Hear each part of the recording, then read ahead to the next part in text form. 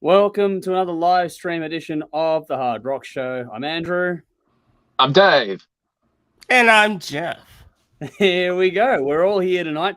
Got a lot to get through as always. So thanks for Jeff for jumping in last minute here to have some more fun with us. We've got some, obviously, we're going to continue on our King of the Riff Blame Canada edition with another couple of albums in Annihilator, Alice in Hell versus Rush Hemispheres coming up a bit later on. What else we got here? We have...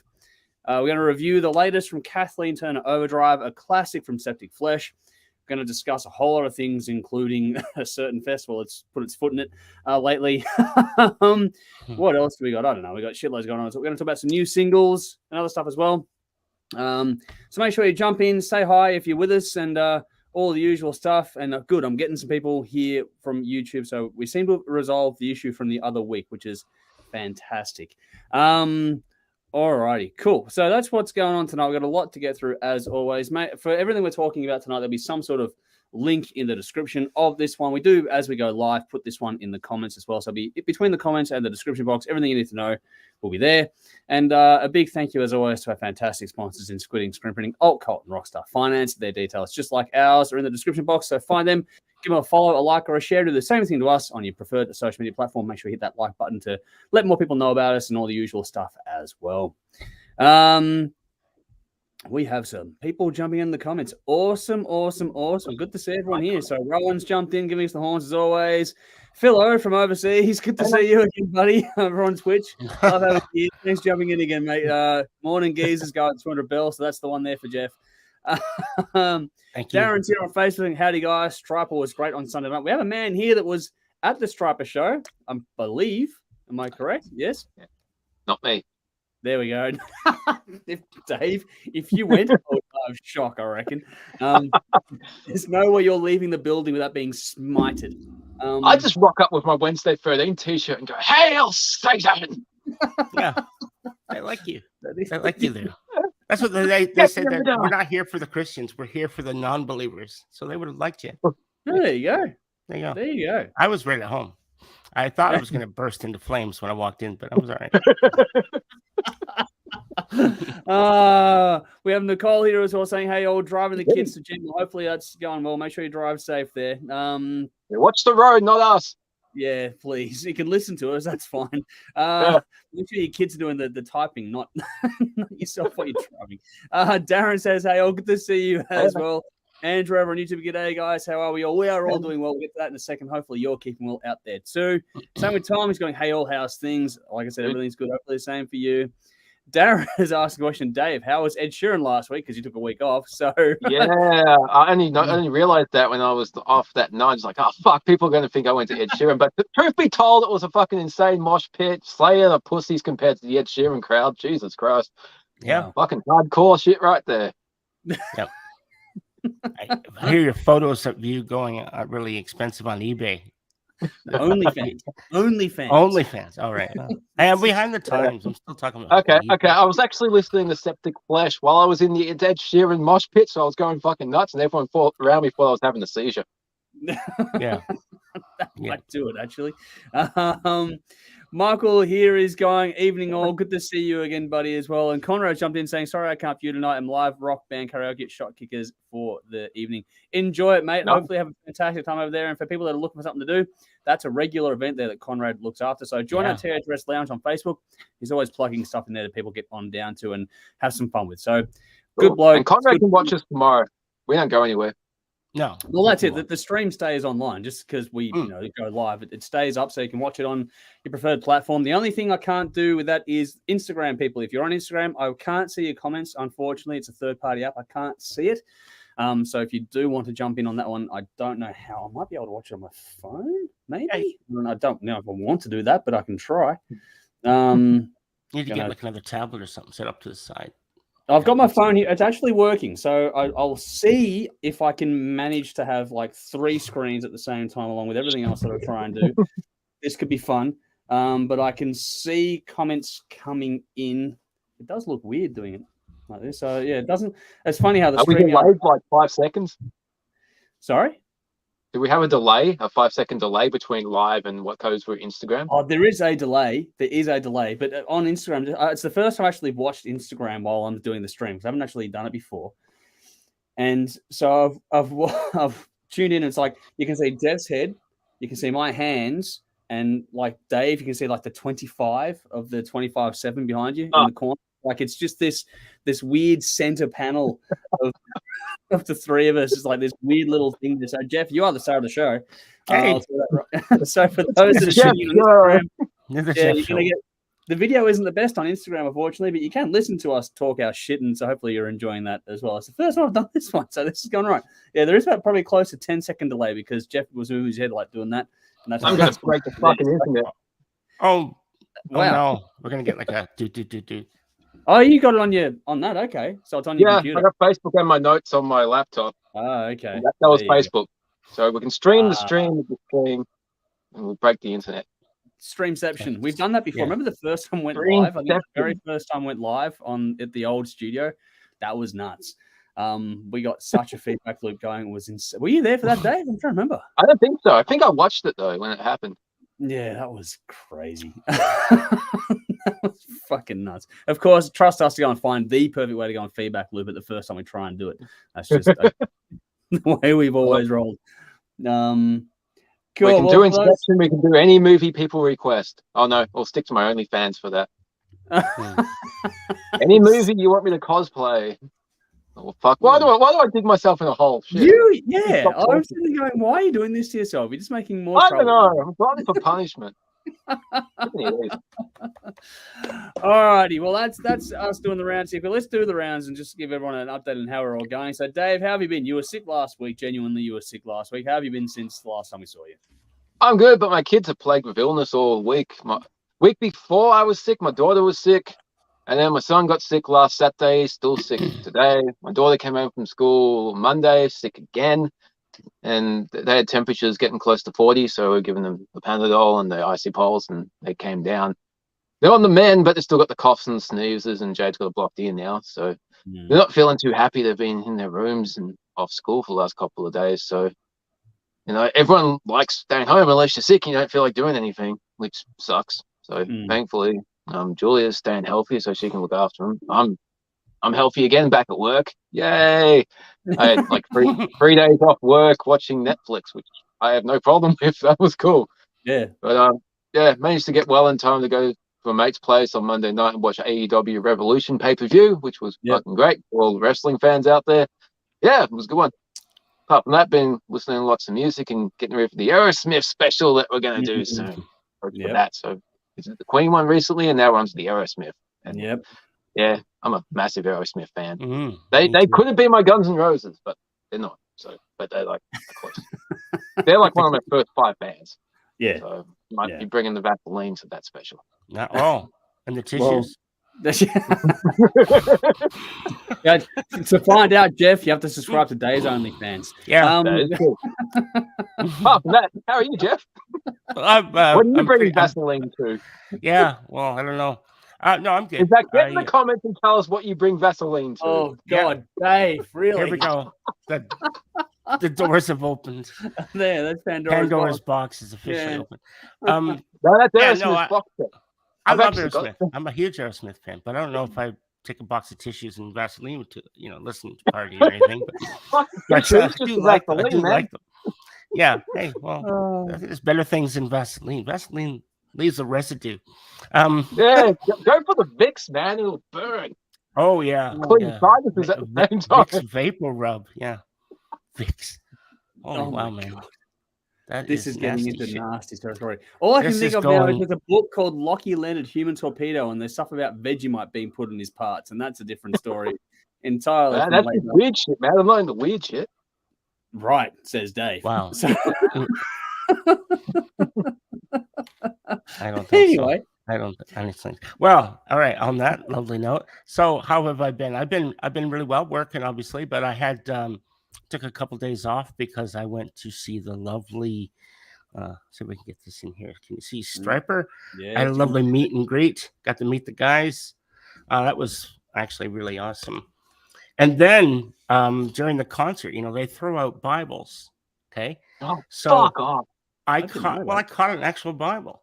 Wow. It's a Striper Bible. It's look, I'm not religious, and just me holding this is burning me. Okay, but if I caught a Bible, I just set it on fire during a bell. It's kind of cool. I looked these things up on eBay. Like some of them are going for like 150, 200 bucks. Yeah, no, I think they're a different one every tour, if I'm correct. Yeah, they do. They do. Yeah. They've had one like the 30th anniversary. This is their 40th anniversary. And look, I'm not religious at all, to be honest. I'm not anti-religious. I'm just not religious. Their own thing, yeah. Yeah, and but I've always loved Striper. Just think musically, they're just fucking amazing. Heaps of talent. Yeah, a lot of talent. Well, they even admit that they started as a rock band first as musicians, and then they got into the God thing, right? Yeah. I think it was early on. I think it was kind of a gimmick that they found a little success in, and then they thought, "Fuck this! Why would you stop?" Yeah, exactly. Because the ball was rolling at that point, and they were making money. Yep. I think they became the first Christian rock band to sell 1 million albums as well. So I think so. Yeah. Yep. Big. They've done a lot of good things. They have done a lot. The guys are really nice. I actually got to have a chat with them and got some photos and stuff like that with them. Cool. Very cool.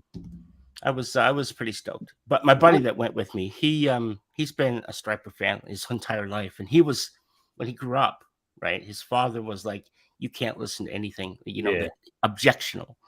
So when his father heard the Striper and the lyrics, that was like all he would let him listen to. So he focused on Striper, and that was his world.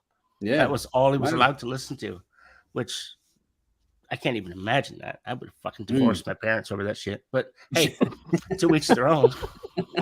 Yeah, well, I'm in the odd position because my father is deeply religious to the point where he became a church minister.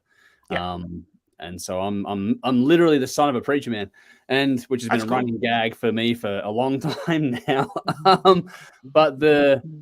So growing up in that environment, and then it hasn't been released yet. There's a lot of editing to do on my side of things. So the Queen special is going to come out first, then we'll do the Aerosmith stuff. But I found Queen early on. That was the way out for me. It was the opposite direction. I don't know how Queen ended up in the house, but I found it. It was like, okay, this is awesome. But I can imagine the same thing being when something so different comes through, but you're allowed to listen to it, kind of thing. You just gravitate to that, like gravitate. That's what he did. And to this day, I'll say, "Hey, what do you think of?" And he's like, "Don't know." He doesn't like, he knows the big ones like Metallica and shit, but there's so many bands that he's just never heard of. Wow. And just because it just never came across his, fair enough. Yeah. And the older you get, the harder it is to find new music as well. So that's the. Thanks for that article, Dave. That was brilliant. I like that. It was good. Yeah. I had to share that because it was so foreign to me because I've never stopped finding new music and new bands.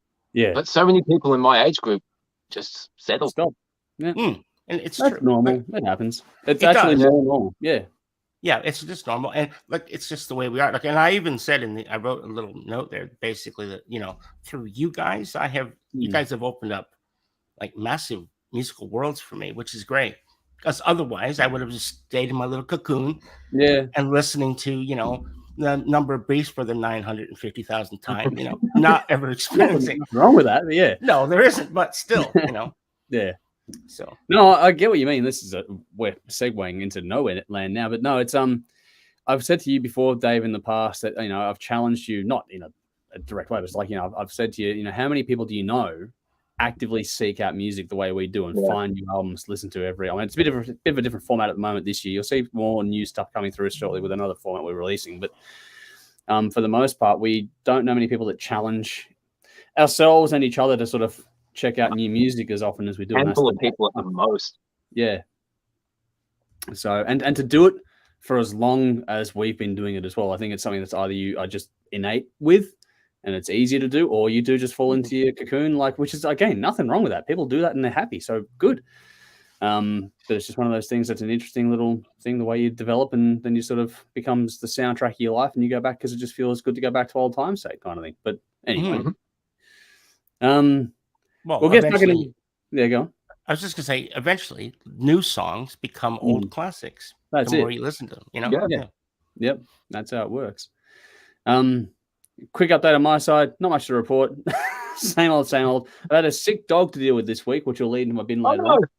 Yeah. No, everything's good now. Caesar was crook, like he wasn't eating and stuff, which is unusual for him. And it's like, oh no, not again. Because last time he did this, it was when he ate the fucking bed sock and cost me a couple of $1,000 and he nearly died. So he didn't do that this time. Whatever was wrong is over. He's back to his normal self the last sort of 24, 48 hours. So it's all good. But yeah, there are a few days where it's like, oh, not again. Because it's such a big unit, it takes time for things to work their way through. So he's all good. So that's the only thing. Otherwise, it's work. Work's pretty. There's enough going on, which is enough to keep the days ticking by. But because I've got a lot on behind the scenes, I've been trying to do some new stuff, and some of it's worked, some of it hasn't worked, and I've got a lot of shit to get done over the next few months in particular. But I did manage to do this.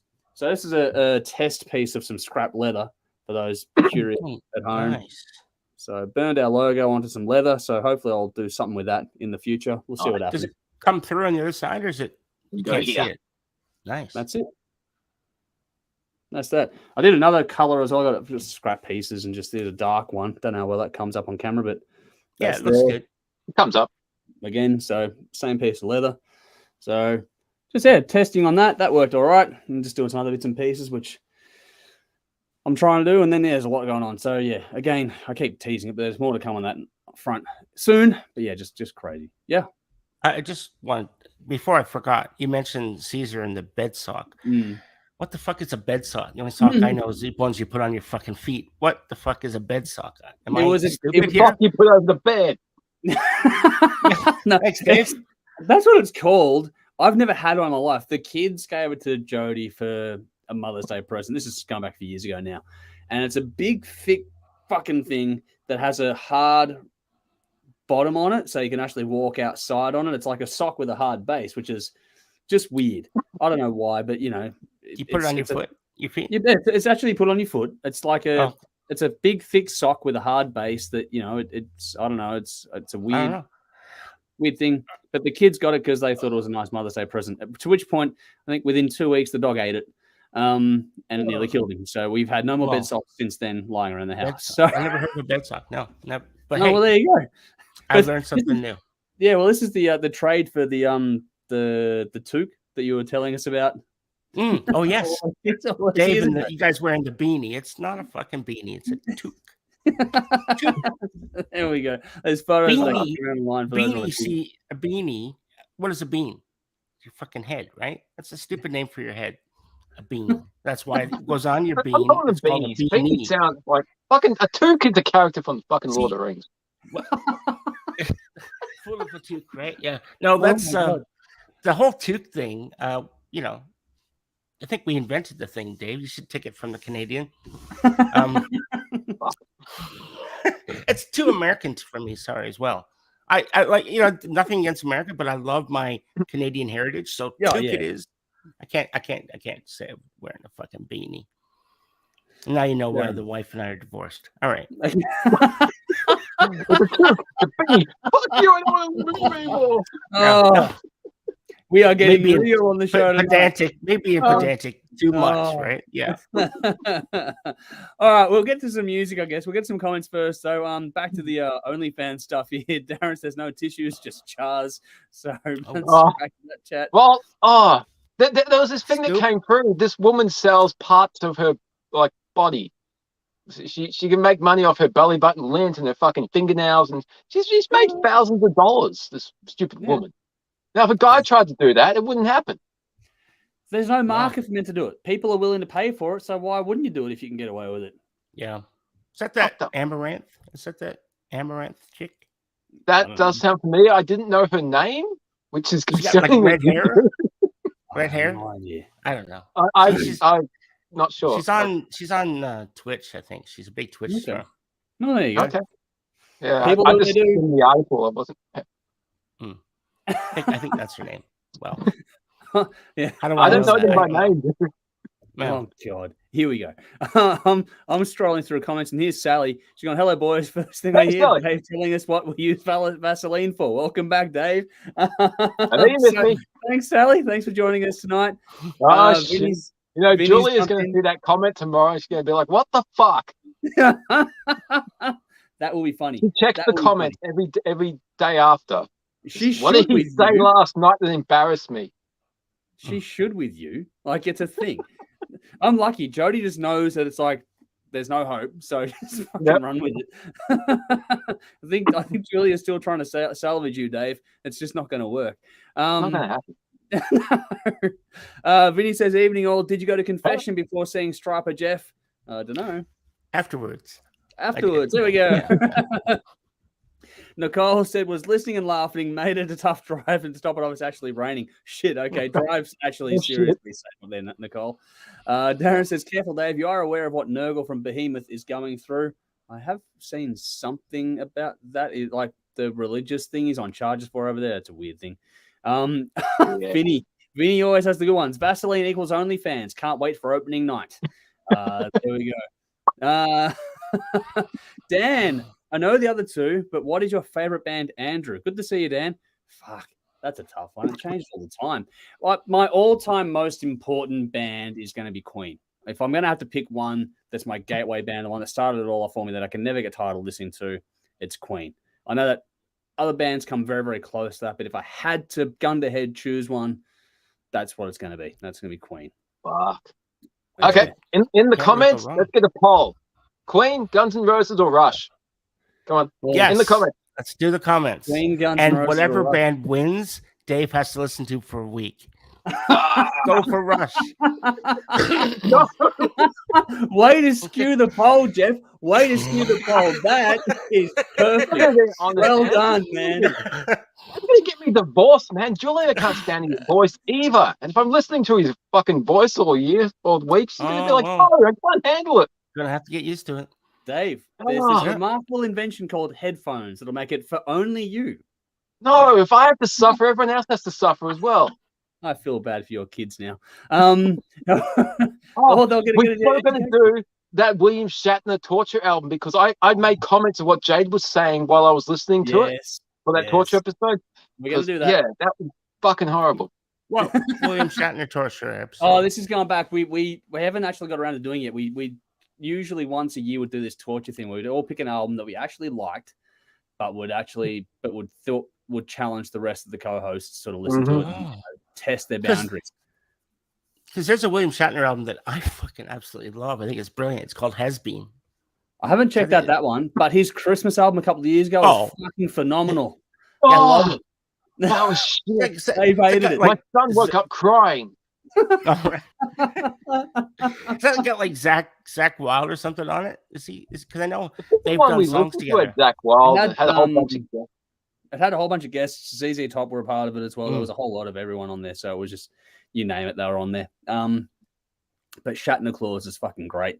William Shatner, it's an acquired taste, and Dave couldn't stand him. So that's what he's referring to. We did one last year where the year before, I don't know, we planned it, incorporated some audience choice ones, and there was some polling done, and there was one from William Shatner that made it through. So that's one of the ones he's made notes for. So we're going to sit down. There's other content platforms coming called bonus tracks. We're going to start to stick it into things like they've got a few different bits and pieces going on there. So there we go. But back to the original question there, Dan. Hopefully that answered your question. And we got off on a tangent again. Yeah, I know. Yeah. Tara's going, hi, guys. Good to see you as well. Hello. Darren, good to see you. Panic was a great band playing before Striper. Okay, cool. Fucking great. Nice. Yeah. Good to see some love for support bands. That's great to see. I actually genuinely do enjoy seeing that. Vinny says, regarding the lack of searching for new music, personally speaking, predominantly remaining with what I know helps me seek out a memory, becoming more and more nostalgic as I get older. I think that's the general root cause of it all. If you read I get that as well. Yeah. I do love some nostalgia. Yeah. Vinny says, I doubt most blokes would mind being referred to as a big hard sock with a thick base by the better half. So there you go. Depends on if there's Vaseline involved or not. Yeah. That's a whole new thing to a dog eating your homework, but all right. Then we got my bed sock. Dog ate my sock. Darren says, yep, and we invented not giving a fuck when it comes to, I think, the conversation surrounding toques. So there we go. There's a nice one back. Jolie's here again. Good to see you, Jolie. Hopefully you're still here. I know it's on your dinner break there. So hi, guys, tuning in on my dinner break. Thank you for joining us. Hopefully having a good night so far. Here we go. Vinny says Queen, no contest. Michael says Queen. Tom says Guns N' Roses. Nicole's breaking the rules, going Iron Maiden. Well done, Nicole. Rowan says Queen. Terry says Guns N' Roses. Andrew says Queen. Sally says Rush. Hang in there, Jules. Which Lee says, fuck you, Dave. Rush it is. Here we go. Come on, bring on the Rush. No, then Nicole said Queen if I have to choose. Vinny said Queen and a jar of Vaseline. It'll be your best week this year, Dave. Start with Love of My Life. I love Queen. I don't think I'll jerk off the Queen, but I fucking love Queen. Yeah. Sally says I hate Rush. Just saying, it's Gunners. So there we go. But Darren says Queen as well. So I think Queen's the winner, which is not going to be bad. But back to the Nurgle stuff. Darren says Nurgle stomped on a photo of the Virgin Mary. Has been going through a court for over 4 years. That's what just people get silly on things like that. But yeah, it's a weird one. There are some countries that are a bit silly on things. Yeah. David's good to see you as well. He's gone, g'day, fellas. Hope all is well. Rock on. Good to see you. Thanks for jumping in tonight. Philo has gone, gotta be Roses. And David has gone Black Sabbath. There we go.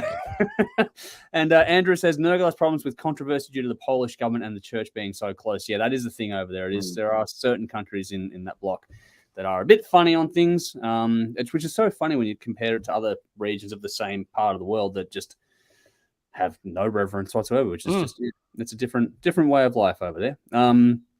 Alrighty, let's actually get into some music. We're having a lot of fun here tonight. We should do one. Oh, this is playing with fire. We'll do one day where we go in with no plan and just see what the fuck happens. Wing it, right? Yeah, that'd be fun. That would and just riff with the audience for about 2 hours. Questions on people can ask us anything. Oh, questions. Fucking challenges, polls, anything. Okay, that could be Hard Rock Show question edition. Yeah, that sounds good. Yeah. Q&A edition. We might try and see some of those. Confessions. Dude, that sounds dangerously close to Love Song and Confessions where it was. Like, what the fuck are you doing? Yeah, dedications. Vaseline is optional. Yeah. And to which Vinny's gone, and Vaseline. So there we go. Yeah, so we're getting right into things now. Alrighty. Top 10 Vaseline albums. Oh my god, Dave. Isn't there a song called Vaseline? The Stone Temple Pilots. Oh, was it fucking Bush? That's Glycerine. Glycerine. But now all I can think of is that this conversation and bed socks is taking a whole new meaning. Oh, it's going someplace. Yeah. And Rowan's gone, and these usually have a plan. Yeah, you should see my notes. There is actually a plan, but it doesn't last very long. Professional. There's a run sheet, but it's a very loose guideline. That's about it. Sally says, careful now, anything could be interesting. And David says tissue. So there we go. Vinny says Archbishop Pearl's new album, Vaseline and bed socks.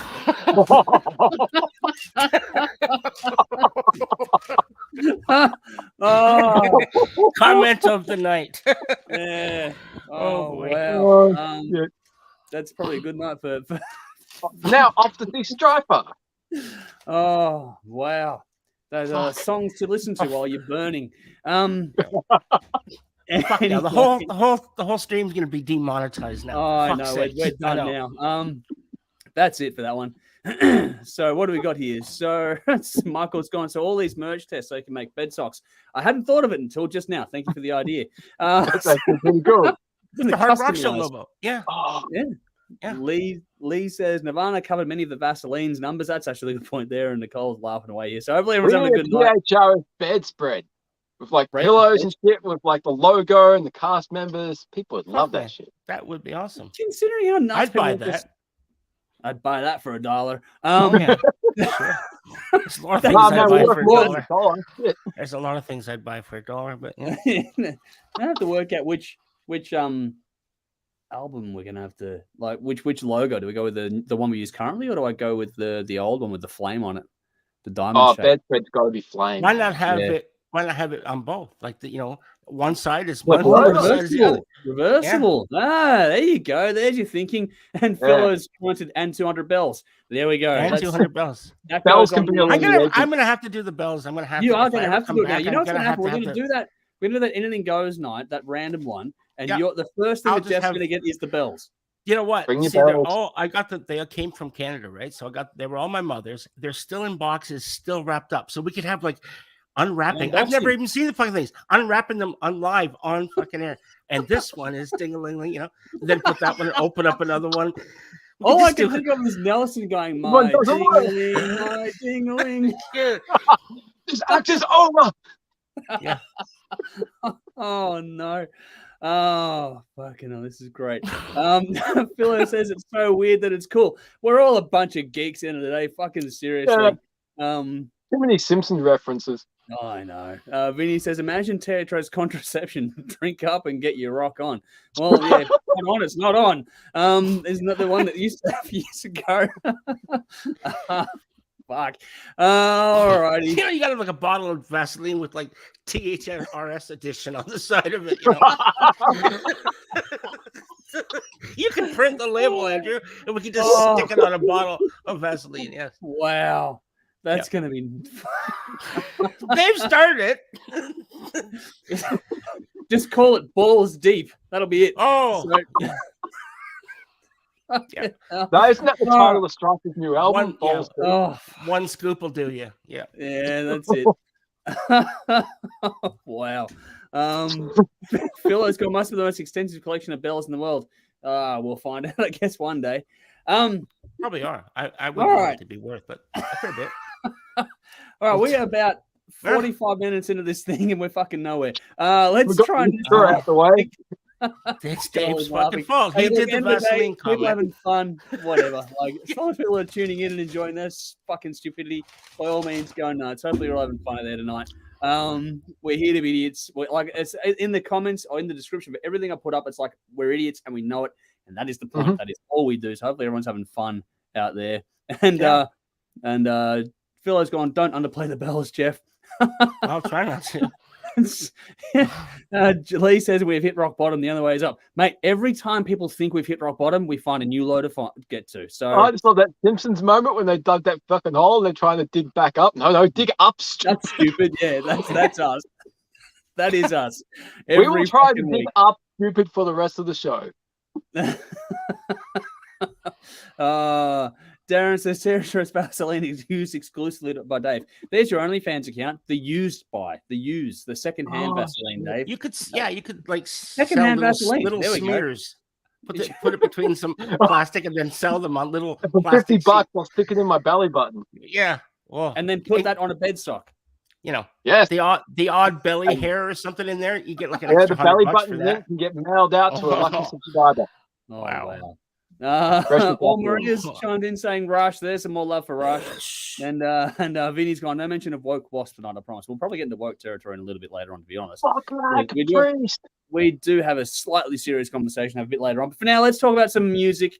This is one that was briefly mentioned last week, but Dave wasn't here, so we're going to do it this time around. In the description, in the comments, you're going to find the first thing we're going to talk about this week is If Darkness Had a Sun, which is the newest single from Metallica. It's pretty straightforward. A lot of people listen to this one by now, but we figured we didn't talk about it last week, so why not this week? To which Maria's also said Tom Sawyer, which is, a great song, by the way. But yes, Dave, you picked this song. What made you pick this one this week, aside from it being Metallica? Metallica. Yeah. Yeah. Yeah. Okay.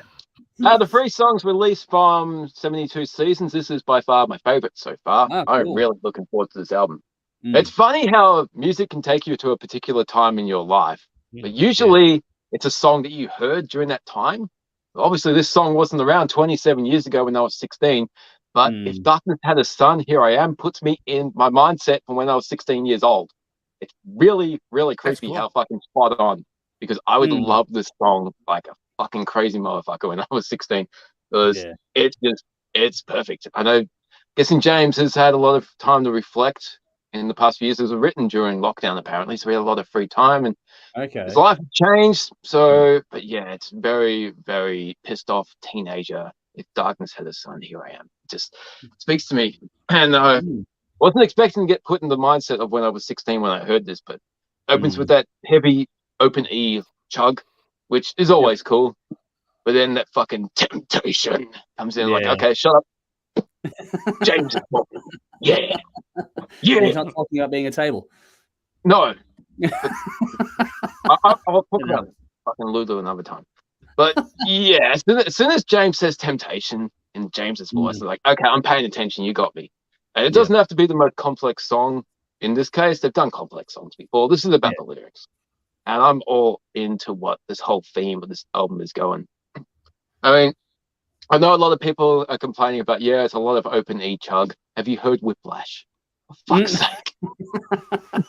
And we all know fucking Dave Mustaine invented the open E chug, and he wrote this song, and he invented fucking music, and he invented thrash, and he invented the E note before Dave Mustaine came along and went from D sharp to F.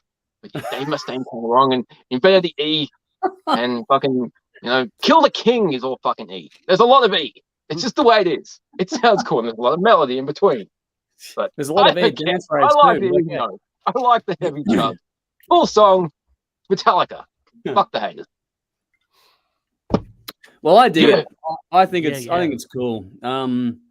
It's the sorry. Did you have anything you want to chime in there, Jeff? Sorry. No, I mean I like the song. I think it's good. Yep. It's I don't know if it's my favorite one of the three that we've heard. I think the first one the most, and then was the suicide one. What was that called? Whatever it was called, something suicide. And then suicide. Screaming Suicide. Yeah. So I think I like If Darkness Had a Sun the second most. Okay, cool. I don't know what direction this album is going. I mean, the last album was I thought was pretty good. Maybe a little bit overproduced, but it was still fucking good. Yep. I was a fan. But yeah, this song is I agree with Dave when he yells temptation when he's doing that thing. It just it's like wow, gets your attention. Yeah. Nice bit of a longer song too.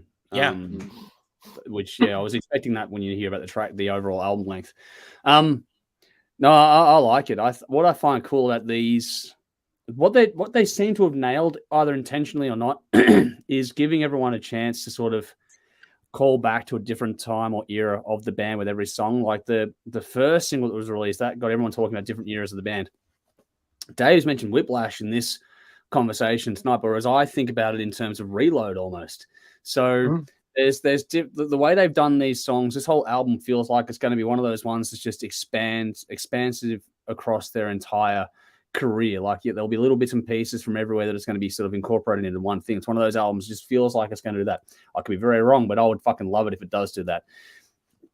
I love the mix. Like when I listen to these ones, we didn't do the Rise track from Extreme last week, but I made a note that I listened to this and then I listened to Rise. And the production on this is so much better than on the Extreme track, which is unfortunate because Nuno solo is fucking better than anything I've heard all year. But that solo is fucking amazing. But the mix on this is really punchy. It's great. It's got some grit. It's got some snap. It just sounds great. But I'm loving the strip back videos they're doing as well. It's just them in a room with a bit of a light show and the camera moving around a bit. And that's about it. It's a theme that's going across the whole thing, which is just, simplistic. It works. They don't need to do more than that, to be honest. It's a song that builds, which is a really cool one too. I've seen some people say that it's long and repetitive, but I think it just builds into things nicely for me personally. And it's, like I said, it feels like that it's got that Reload edge, but also mixes in with Hardwired a bit for me as well. Like I said, I love how they're blending past and present across these tracks, but the groove, there's a neat little hook in this one as well with the catch cry, temptation. That we've all mentioned that lyric is just that gets stuck in your head or easier than you might expect it to be honest.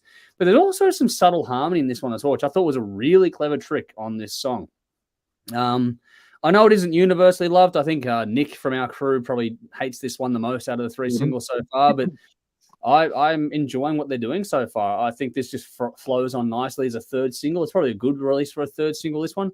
But I think it's cool to get a longer one as a single and, bring on the album by now, which is not far away now. It's like 4 weeks away as we do this one. So April something, yeah. April 14 is when it's due. So nice. Not far away now. So 5 weeks-ish away. So we're nearly there, people, for those that are keen. So, hopefully you're all looking forward to that one. It's been 7 years since the last one, isn't it? Was it 2016? Yes, it was 2016. Yeah. Yep. Time goes by. It does fly by. All right, so where we go. So Maria's put a bunch of comments here saying that the the movie I Love You, Man. They go to the Rush concert. Yes, I haven't seen that one. Yep. I Love You, Man. Yeah, they go to Rush. That's good. Nice. Cool. Darren says, of this single, I can't wait for this. Really liked it. Nice. Cool. Nicole says, new Metallica is good Metallica. That's nice there as well. Mhm. Brendan, good to see you, buddy. Hopefully you're keeping well. He's gone simple and effective. A bit long for me. Fair enough, too. People have said that, like I was saying before. Philo says, I dig the Metallica tune. Very punchy. It culminates at about 4 minutes as most of their long stuff do. So a worthy one, I think. Nice one there, too. Some good thoughts. Chris says, new Metallica. I don't care about the Enos, yada, yada, yada. I'm a big Metallica fan. It's not just thrash, but I love load.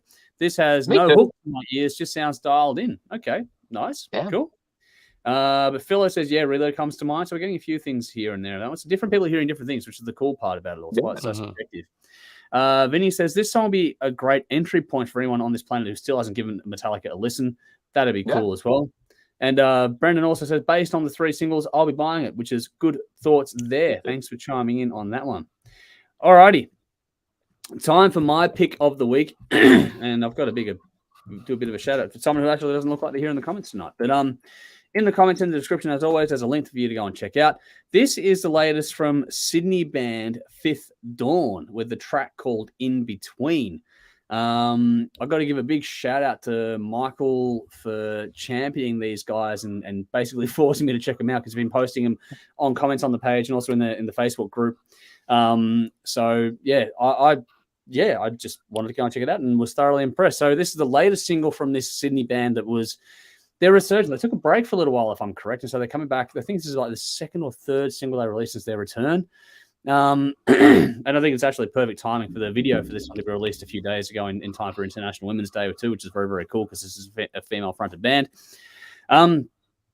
It's heavy and haunting at the same time. It's nothing complicated, but it's exceptionally well done.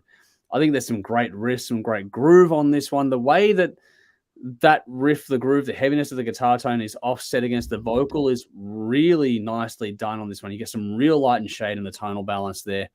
And like I said, I love her vocal tone. Her control on top of that is nothing short of exemplary. And she's got great range, and the use of harmony was really nice on this one too. She's got a really cool upper register. And like I said, the way that contrasts against the guitar tone is really nice. When the range extends down a bit lower as well, which is really cool. And she uses everything she's got to her full advantage. And I think the vocal alone is just worth checking out.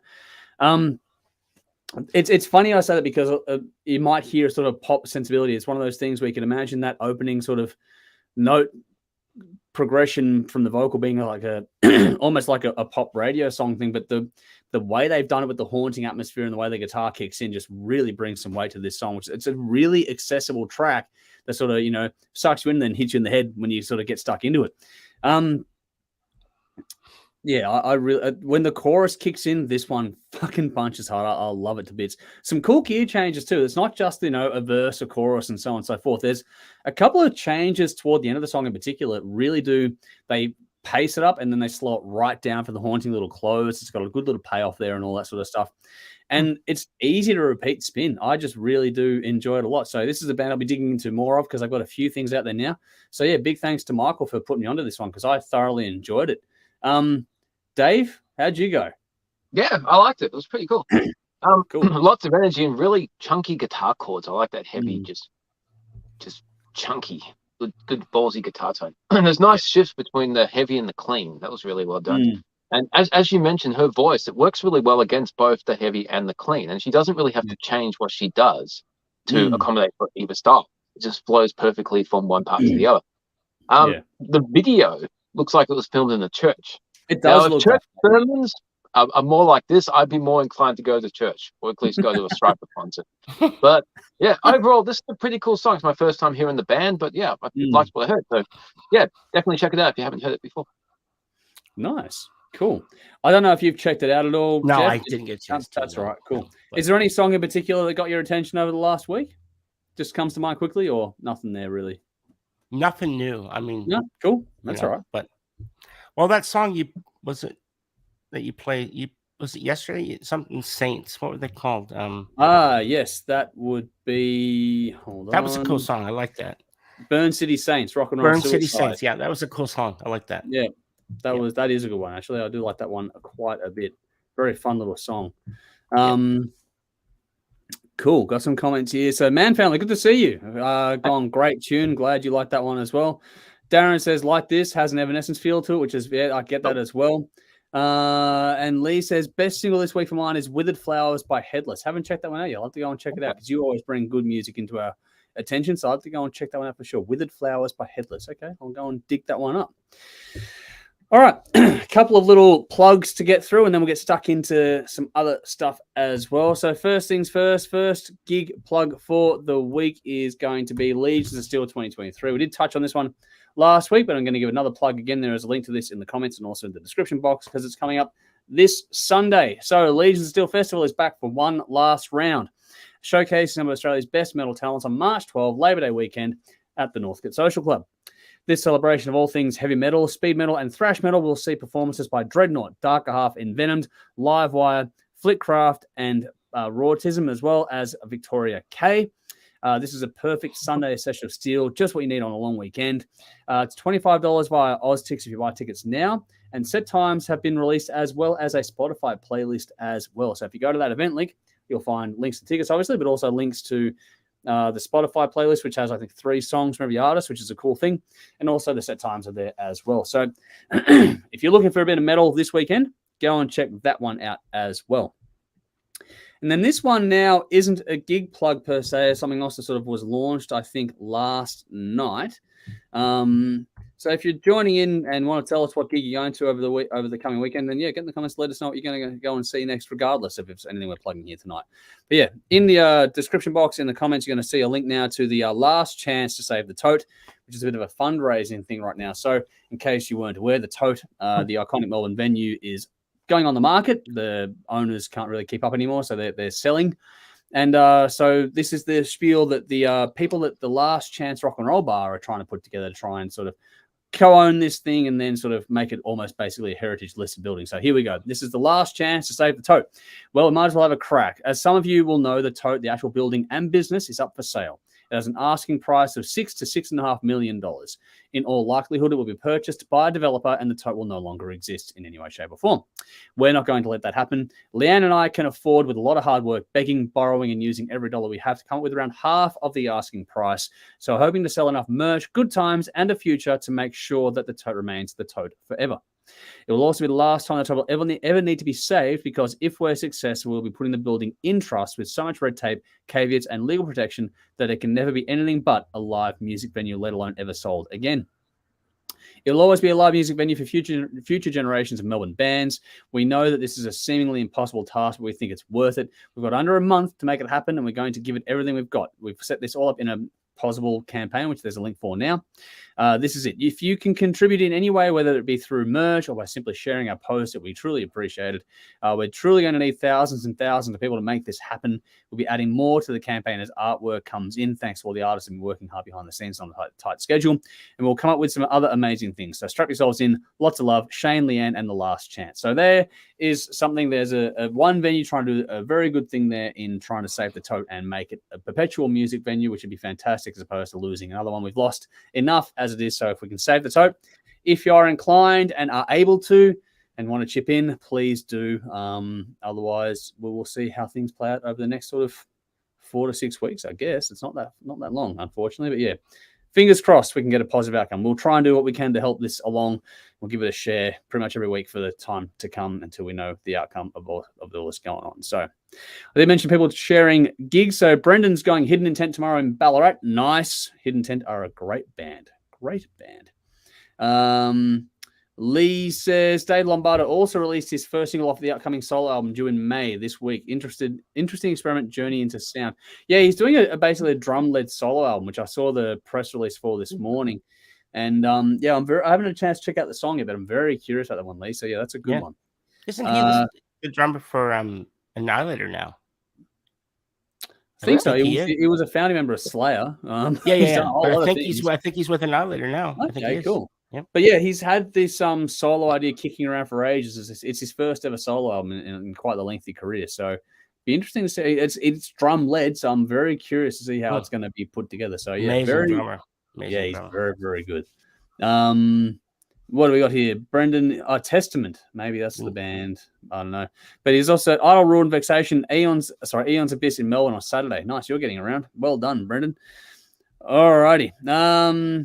Okay. I did mention we're going to do a more serious topic, and that wasn't it, believe it or not. We are going to get into a more serious one. We've had a lot of fun early on. Now we're going to get into the meat on the bone kind of territory. Don't want to spend forever and a day on this because this does tend to whip people up emotionally. So we're going to try and keep this one civil and just sort of smooth. I don't know if Jeff, how up to speed you are on this thing, but the Sticky Fingers and Blues Fest basically is where this all comes from. There's if you've been paying attention at all, it's been a thing for a while with Sticky Fingers being a band of not a good reputation.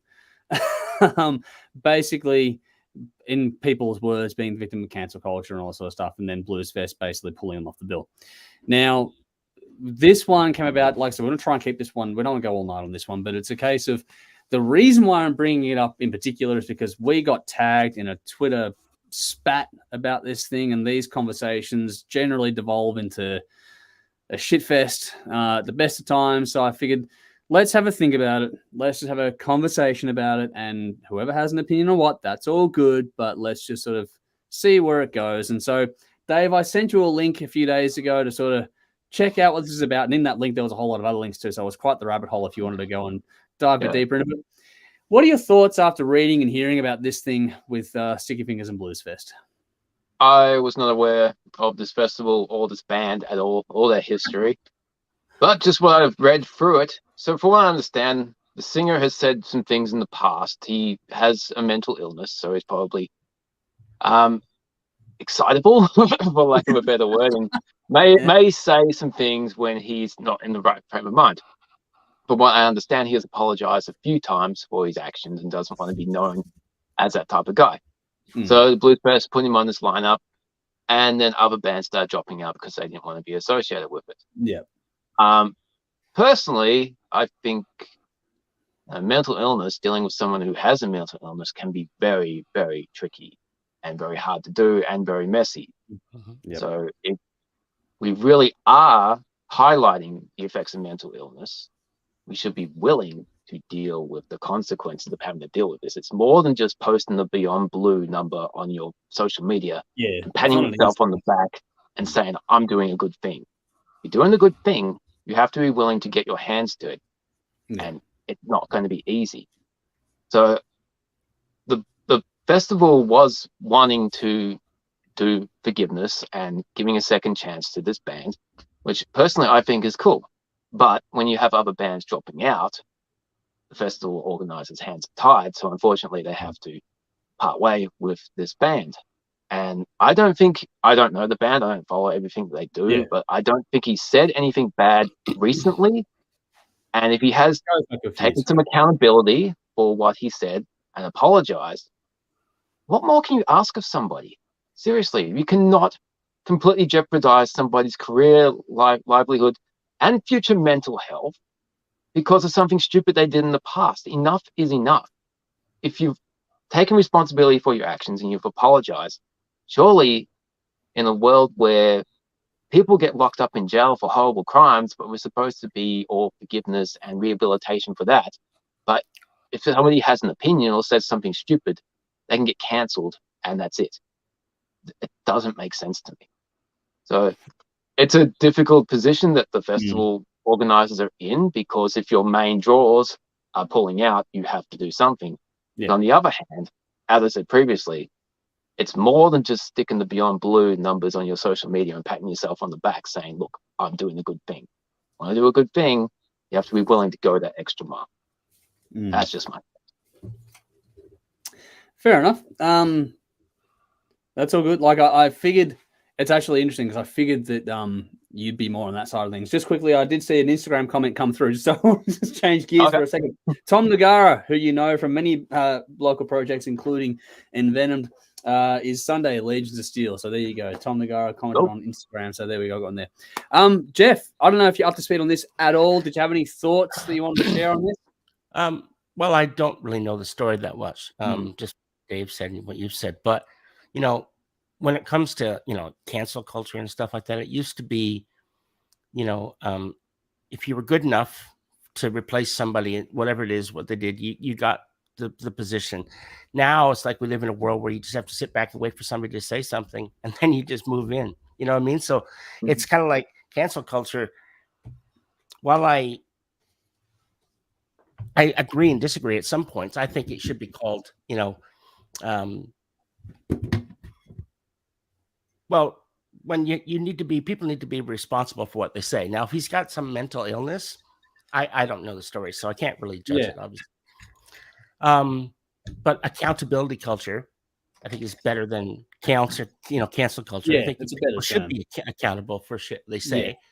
Yeah. But we also have to be able to, we can't be breaking every single time somebody says something. We have to basically find out why the person may have said that. Yeah. Walk a mile in their shoes, sort of thing, before people we just say immediately stupid shit. It happens. Yeah, that's right. And now we live in a world where there's cameras everywhere. Everybody's recording everybody. And you have to basically walk around in a bubble because you're worried about somebody that's going to bring up a video you and your buddies made 20 years ago. You said something stupid, and now they're putting it on YouTube, and you're fucked. Yeah. It's just, I don't know. Don't agree with it. But so for what it's worth, I don't know. I guess mental illness is a real thing. And it shouldn't be swept under the rug by people who would, take advantage of that. But I don't know. I don't know the story, so I can't really comment on it. I just have my opinion on that. Yeah, that's right. It brings something to the conversation, which is why I think the important. I was having a conversation about this sort of stuff with someone at work the other day, and I think the important thing is that no matter what the outcome is, it's still going to be important for everyone to feel like they're heard. The act of listening as opposed to yelling is going to be important in the future going forward. Now, I can see all the different points of view on this one. I think that Bluesfest themselves, if you go through their press releases, handled this like a bunch of fuckwits, to be honest. Like, they didn't do themselves or the band any favors by, opening up the press release for saying, we're bringing the bad boys of rock and roll, Sticky Fingers, which highlights why they're the bad boys of rock and roll. Like, this doesn't help.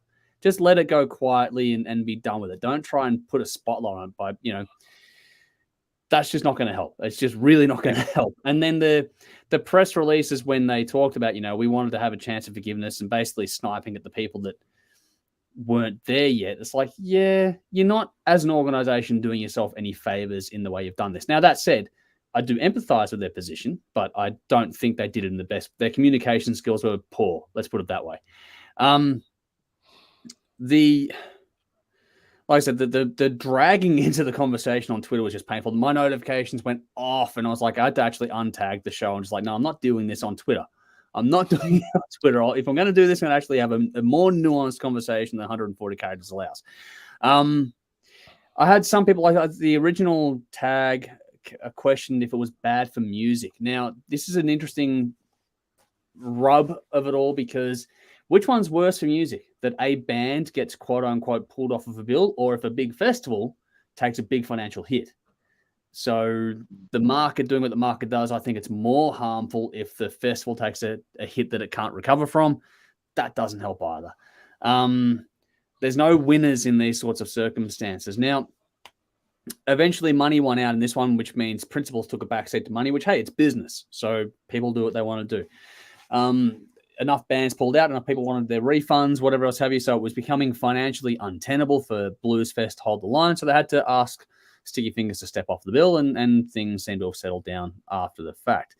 Now, we talk about mental health, and Dave, you and I have had explicit experiences of people with mental health issues. My entire life is colored by that. I agree we need to be able to, I guess, forgive and move on from things, but at the same time, just because someone's unwell doesn't excuse their actions either. So there has to be a level of accountability. How far that goes is where the nuance in the conversation is. There has to be some level of accountability. You can't just say what you want and expect freedom from consequence. That's not how freedom of speech, quote unquote, works. You can have freedom of speech. You can say what you like, but everyone else in the world has the same right of reply, or to think of you however they want to think of you. Now, in this context, I view this whole thing as like, remember when you were little kids, or Dave, you and I have kids, where imagine kids in the old school playgrounds, which don't exist anymore, but when they used to be sandpits, And if there was a kid that used to pick up the sand and throw it in the other kid's eyes, the other kids wouldn't play with that kid anymore. That's kind of where we are in this one. So if someone goes and kicks a bunch of sand in people's faces, the rest of the people aren't going to want to play with that person. That's kind of how we work as a society. And we're not the only species that does this. Chimpanzees and that do it as well. It is a social construct kind of thing. It's how we work as basically a pack animal. If you do the wrong thing, days, you do have a teacher come along and you sit all the kids down and say, "Why'd you throw the sand? You got in that kid's eye. That was bad. You see what it's done. Was that a good? What did you think about your actions?" And then eventually you try and get those two kids to be friends. I agree with that. And that's the important thing, that we're doing better in little schools than we are doing as adults, if that makes sense. Exactly. It's easier to teach kids than it is to teach grown-ups. Yes, it is. It is, definitely. But the flip side is on this one too, is that the people that have done the wrong thing never get to set the terms of forgiveness or the timeline for it. That's not how it works. So if you've done the wrong thing, you can't just say, "But I said I'm sorry." That's that's gaslighting the fuck out of everyone you pissed off. Like, it's just not going to work. So you got to be mindful that, yes, I agree, it's overcorrecting right now. I think that we are going through a phase of learning how to balance this out as a society. But I think at the same time, for someone to say that wasn't the wronged party, that all is forgiven, then it doesn't really work that way. It's like we have all these things that we always talk about in wider society, that the punishment doesn't really fit the crime anymore because people are getting off, very, very lightly for very serious crimes in general. I'm not equating the same thing. That's not the same thing. But as a wider society, it's a macro issue where we're having this imbalance of things. So people are feeling in general like, if the justice system is failing them, but they can control this, they're going to lash out, because as a society, we haven't got the balance right across the board. So people are going to take whatever control they can in this space.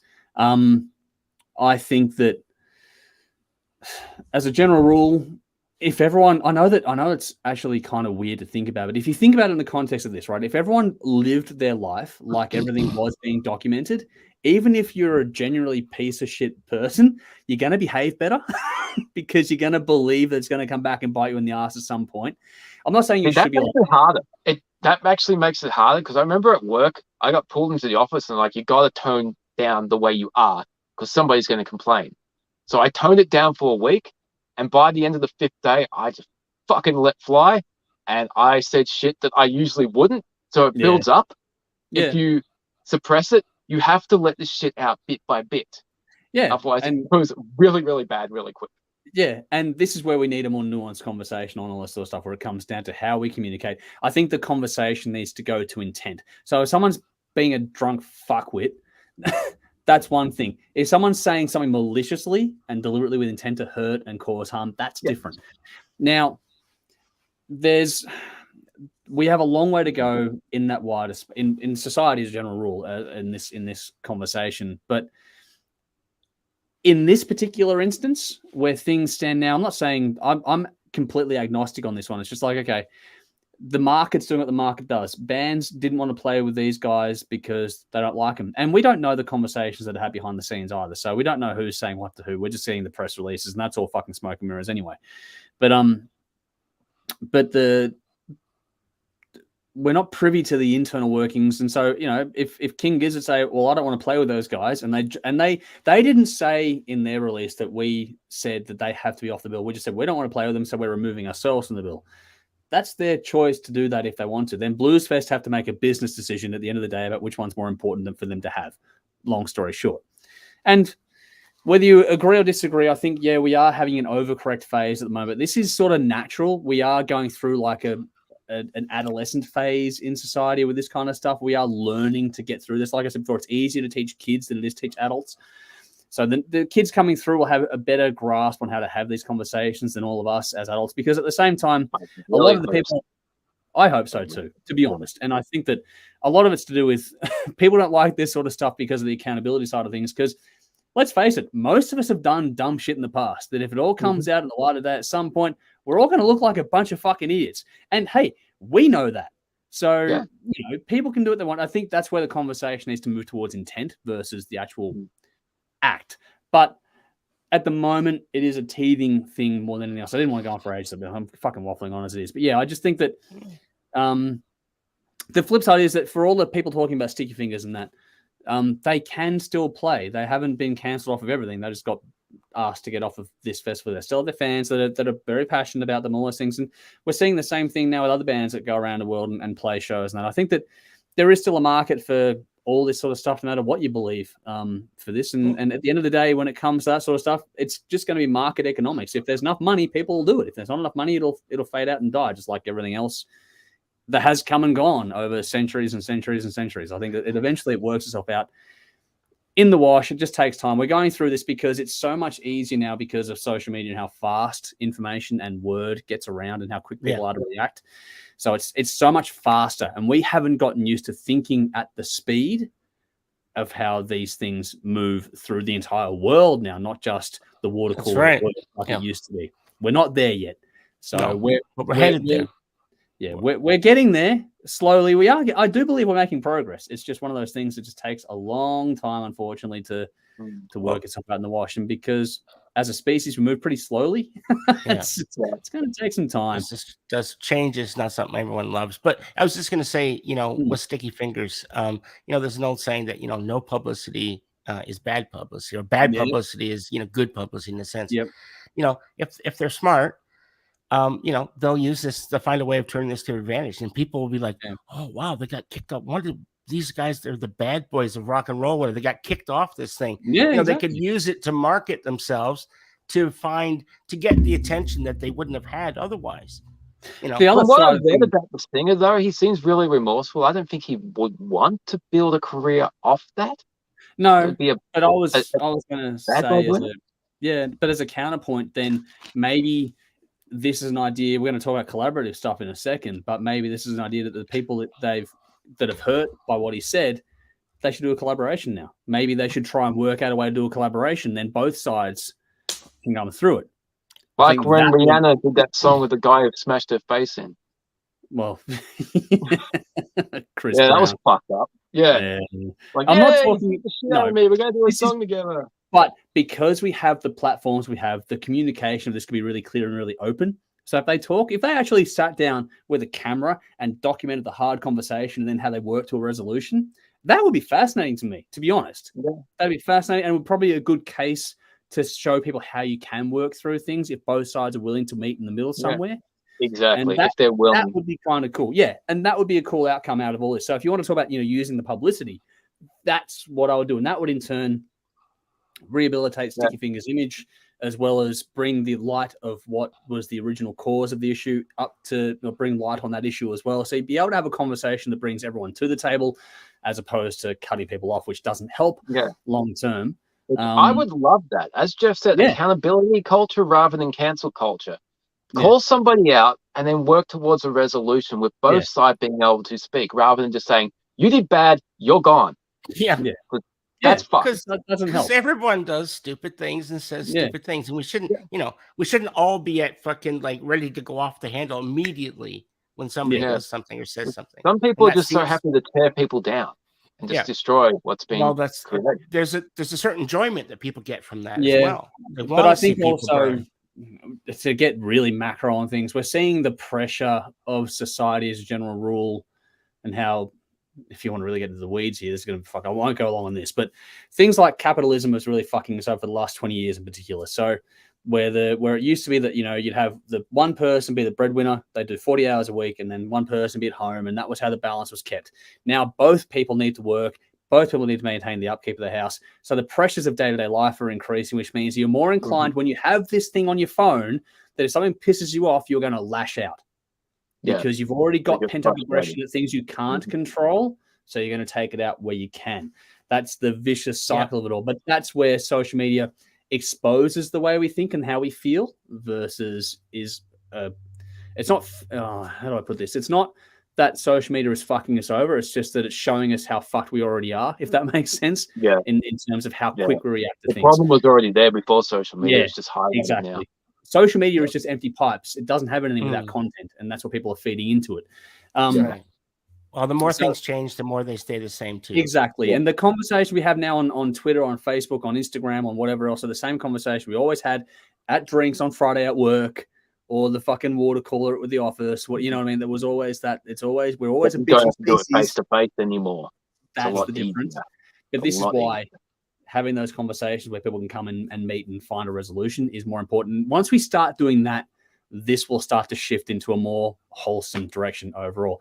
Fuck, we went for a long time. I knew we'd go for a long time, and that's usually my fault. It's usually my fault. No Vaseline involved with this one. No, still went. There's always pulled the Vaseline out for that conversation. You are thick puppy. So my apologies, all we do get to in the weeds on that one, but yeah, we've done a lot on. Dolly Parton's coming up, so you can pull the Vaseline out for that. Yeah. Yeah. Oh yeah.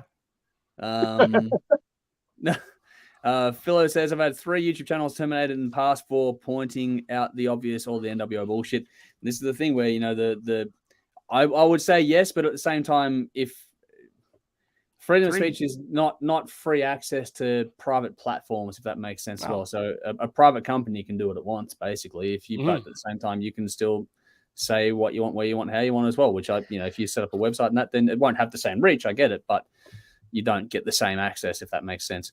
Vinny says they're putting money over principle as they're willing to forgive until the event appear to be imploding, which I understand, given money is such a volatile commodity right now, which is where it all sort of comes into things as well. And to be honest, it's a business call, and I do respect the pressure that you're under to get those things off the ground. It takes a long time to get the amount of hours that goes into it is fucking challenging. We've done 2 very small festivals by comparison. They're a fucking nightmare to do, and I'm not keen to do it again, to be blunt. And it's it's challenging at best. So that if you got to make a business decision that makes it's the lesser of 2 evils. You lose one band and save a bunch of others. Well, then you get to do the thing, and that's where is it bad for music? Okay, fine, I get that if a particular band is suffering, but at the same time, if the whole festival collapses, that's worse. Yeah, for music. Look how it would affect those other bands as well. They'd all be like, exactly. well, why the fuck are we suffering? Because that guy couldn't keep his mouth shut, right? Exactly. That's the way they would look at it. Yeah, exactly. Which, it makes sense as well. It does make sense in a sense. There's no completely right or completely wrong. There's a lot of gray in this, and that's where the conversation needs to be had. That's right. Mark says, it's looking to be a great album, bit of old school Metallica sound, going back to the Metallica track there. Glad you jumped in there, Mark. Thanks for sharing that one with us as well. Nicole says, Bluesfest can't afford to lose this year. They've lost 3 years due to COVID and floods, but the bands that's cracked it, they are on the build, need to pull their heads in and be adults about it all. And that's a good summation there, Nicole. Good way to put it all. That takes everyone's there. Phil says, kids, nothing beats creating your own people. And there you go. Kids are, they're interesting. God. They change your world. They change your world. Tom says this resembles the Phil and Selma situation. People making the transgression don't get to decide when the punishment ends. Just keep doing the right thing and hopefully you'll be forgiven. And that's a good point there too. Like that is the thing. Yeah. When it comes to forgiveness, if you are the one that did the wrong thing, you don't get to set the terms. Unfortunately, that's just how the real world does work, in my point of view anyway. Nicole says, sticks and stones. No one is asking them to sit down and have a meal with them. Well, yeah, that's true as well. People can do what they want. They can walk away and carry on. Or get in their face and do the other stuff too. Darren says, sounds like the old schoolyard thing. I'm not playing if they are. And that's pretty much where this all comes down to. Like I said, it's easy to teach kids than it is to teach adults.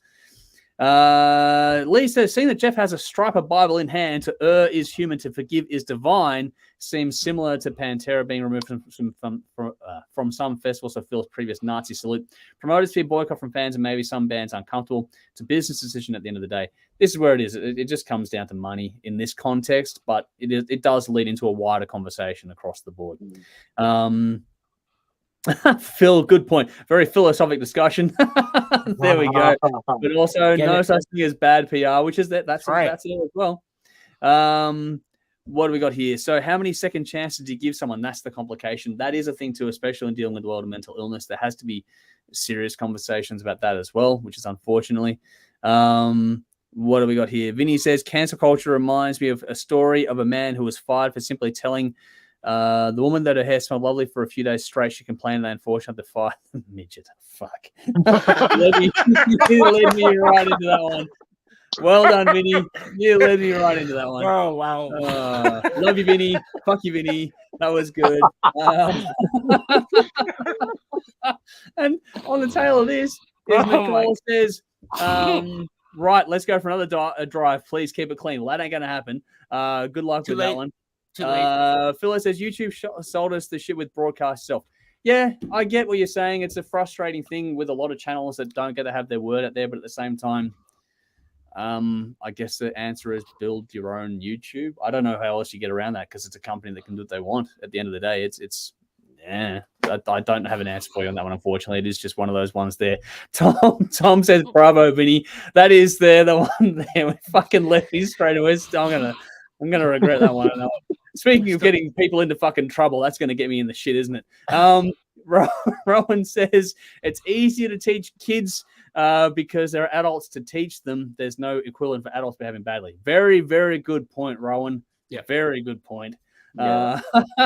He says, "Couldn't resist, Andrew. You delivered it sincerely. Thank you for leading me down the garden path. You've done well. Good one, you did. Good that's one. a well. I applaud you. Yep. Well set up. Very well set up. Yep. Very well done." Darren says, "Have you met Dave?" Yeah, just every week. There we go. All right, let's have some fun now. Let's go to overrated, underrated. That's the game we're playing this week. And tonight is it overrated or underrated when it comes to crossover or collaborative albums? Thinking in terms of the reason why this one came to mind for me recently was because there's a whole lot of talk about Dolly Parton's upcoming album and who she does have guesting on it. But then also things like Rob Halford from Judas Priest got an invite to be on that album as well. I don't think he's actually appearing on it, but there was a lot of there's a lot of networking going on to get this, crossover album happening. So are they overrated or are they underrated when it comes to the crossover or collaborative releases? Dave, where do you land on this one? Overrated, underrated, about right? Where do you go? I think they're overrated, to be honest. Look, I got nothing against artists working with different artists throughout different genres and recording whatever they want and releasing them. But I think that people lose their shit over this and they think that it's going to open up a whole new world and bring rock and metal back to the mainstream like it was 30 years ago. And one, I don't think we need it because rock and metal have a good place where we are. Fuck the mainstream. Yeah. And two, it never happens. I remember Ed Sheeran released a rock song a few years ago and everyone's like, holy fuck, rock's going to be back in the mainstream. And it didn't happen. Yeah. All it did was up Ed Sheeran's fucking profile. And Miley Cyrus released a rock album with one distorted guitar riff. And, hey, oh, fuck, Miley Cyrus is doing a rock album. It's going to be cool. Rock and metal's back in the charts. No, it's not. So Rob Halford doing a Dolly Parton album. The Dolly Parton fans aren't going to go and listen to Judas Priest's discography. Maybe there are Judas Priest fans who are diehard Judas Priest fans and diehard Dolly Parton fans. And it might be like all their Christmases have come at once. Yeah, and their fucking two favorite artists have gone together. But for most people, it's not going to change anything. But, I don't care about people recording with anybody they want to. Fucking Fergie from the Black Eyed Peas appeared on the Slash album. And that was actually a pretty cool track. I'm not going to go listen to the Black Eyed Peas. I can't stand them. They're fucking shit. But the track Fergie did with Slash was cool. It doesn't change anything. So in that case, I think the whole thing is overrated because people ascribe too much importance to this crap. Okay. Cool. Actually, really good point. Nicely done there, Dave. What about you, Jeff, on the spot? Any thoughts? Yeah, I think, I totally agree with what Dave said. But I think there's a place for, for bands that would maybe never have gotten a chance to, like Dolly Parton, for instance. I think this all started when Dolly Parton, when she was nominated or something. Yeah. And it was a different category. And she says, I don't know why I'm in this category, but wouldn't it be fun if I did a heavy metal album or something? And from there, she's actually branched out and doing something with it, which is cool. So that is kind of cool. And I think there's, would I pay to see, I don't know if I'd pay to see it, but I'd buy if Rob Halford was singing on a Dolly Parton album. I'd probably listen to it. Just for the nostalgic sake, just for, shits and giggles. So I can see both sides. I can see exactly what Dave said, where, it doesn't change things. And, if Ed Sheeran all of a sudden, appears on the next Metallica album, there aren't going to be all these fucking Ed Sheeran fans going to switch over and start loving Metallica. It's just not going to happen. It just never happens that way. But I think it's kind of cool when it happens in little bits and little pieces and somebody that we admire. Like I just watched something the other day. It was an interview with Nino Betancourt because I love the guy as well. And I didn't know that he played with Rihanna for like 2 years. Yeah. Did you know that? Yeah. He said that he went into it thinking, oh, well, it's a job. I'll do this. It's not really my thing. And then while he was in there, he realized that these guys that he was playing with, they were better than he was. That's what he said. They were just amazing musicians. And he said, hearing her sing, like she's not my cup of tea. But he said hearing her sing and perform, he said she's the real deal. She doesn't use autotune, she doesn't have to. So I don't know. It's like I said, it's not my scene, so I really couldn't speak of it. But I probably wouldn't know a fucking Rihanna song if I tripped over it. But it's still kind of cool. I think it has its place. I wouldn't say no. So if they want to do it, by all means, fucking do it. So I guess that makes me underrated then. Oh, maybe about right. Yeah. Well, we'll see. I don't know. Yeah. Put me wherever you want. I don't give a shit. I'd put you in Underrated, about you're sitting on the fence, which is about right kind of thing. Like it's underrated, overrated is the premise, but you can always go, no, it's about right. It's about right. Okay. So all right. Yeah. Then that's where I am. Yeah. Yeah. Cool. Well, I'm going to go the other way. I'm going to go underrated. I think grossly underrated. I think we could actually do with more of it, to be honest. And it's not to the point. I understand Dave's points, and I agree with what you're saying about it doesn't change anything. No, it doesn't. It's not about changing the world for me at all. I don't look at it. I didn't even think of that lens until you mentioned it, to be honest. That's not where I went at all, which is actually cool to get your point of view on that. But you mentioned the Slash album, and I love that one with all the different vocalists, minus the Andrew Stockdale track, because I just didn't like that track. But every other track on there fucking rocks, especially the one with Fergie is one of my favorite tracks on there. Yeah, and it's not about the hell out of me. I fucking love it. Her voice with that was, oh my God, please do more. I wanted Fergie to do more of that stuff because her voice suited it so well. Fucking wasted in the Black Eyed Peas. No. Well, if she's happy, it's not wasted. That's how it works. If they're happy, well, she's not in there anymore, I don't think, anyway, so it doesn't matter. But I think they changed her out for someone else. I don't know what happened with that, but anyway. Not my world per se. I just remember seeing something about it, I think because of a Super Bowl performance. No, actually grand final footy. That was where I found out about it. Yeah. But anyway, I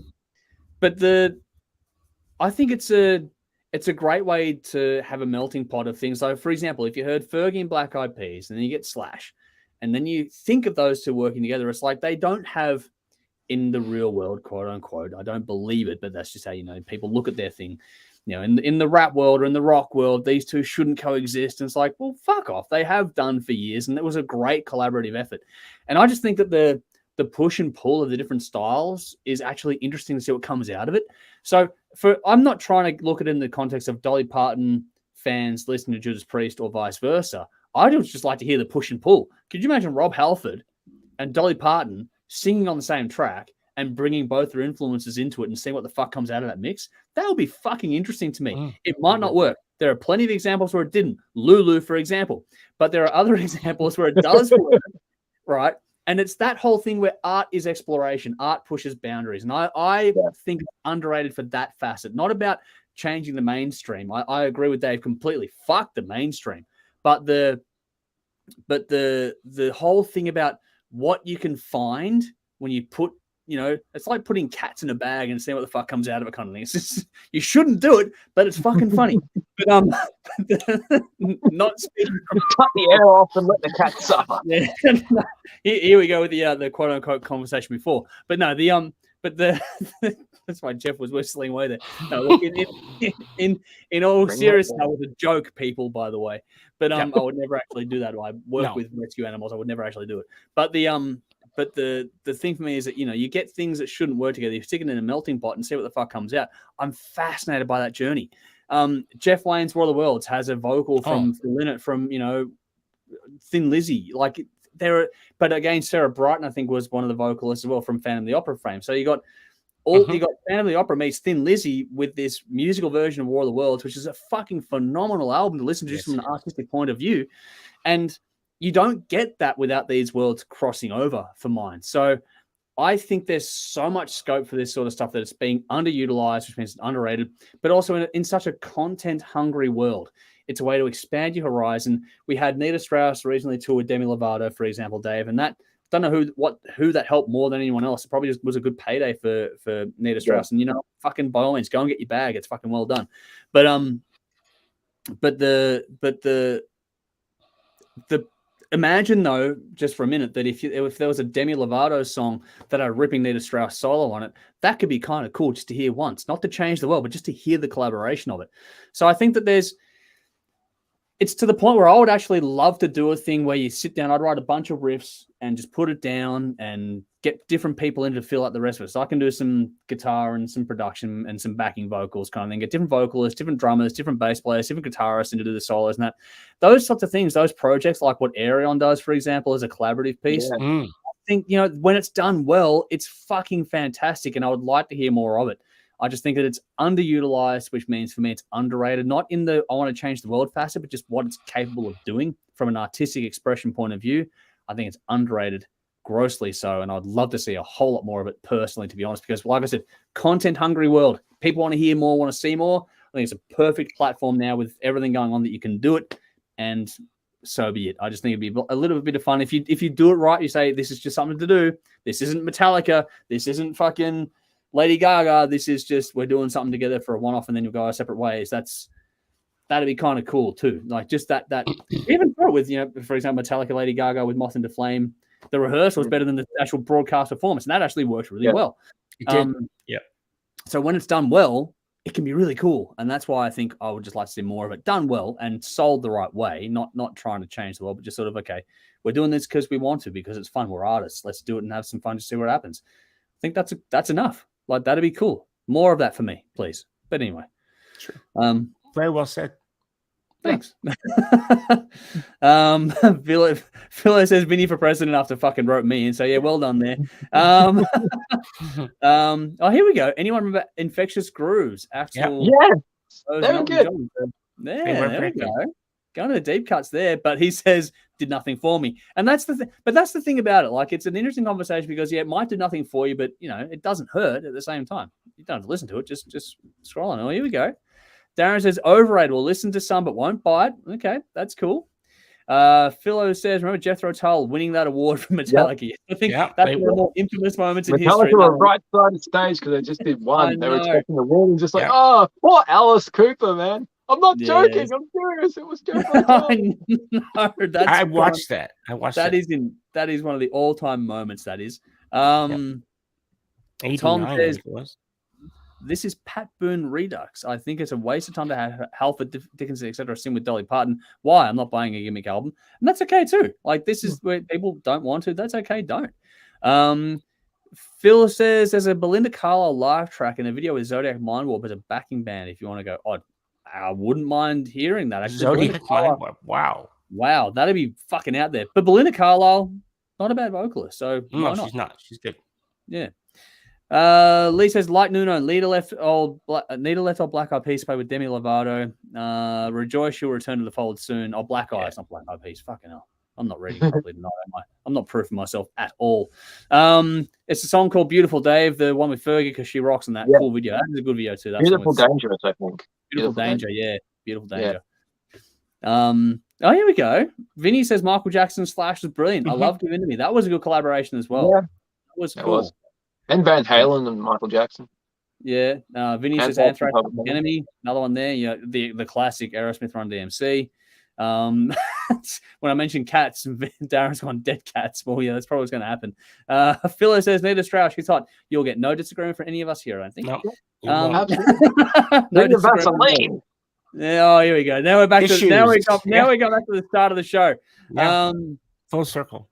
Nicole says some are good, some are just wrong. I'm sitting on the fence. Fair enough too. That's all right as well. You got to hear the song. Like, it's just I'm fascinated by the possible outcomes. Lee says, quote Anthrax, they say rap and metal can never mix well. All of them can suck our sexual organ located in the abdominal area.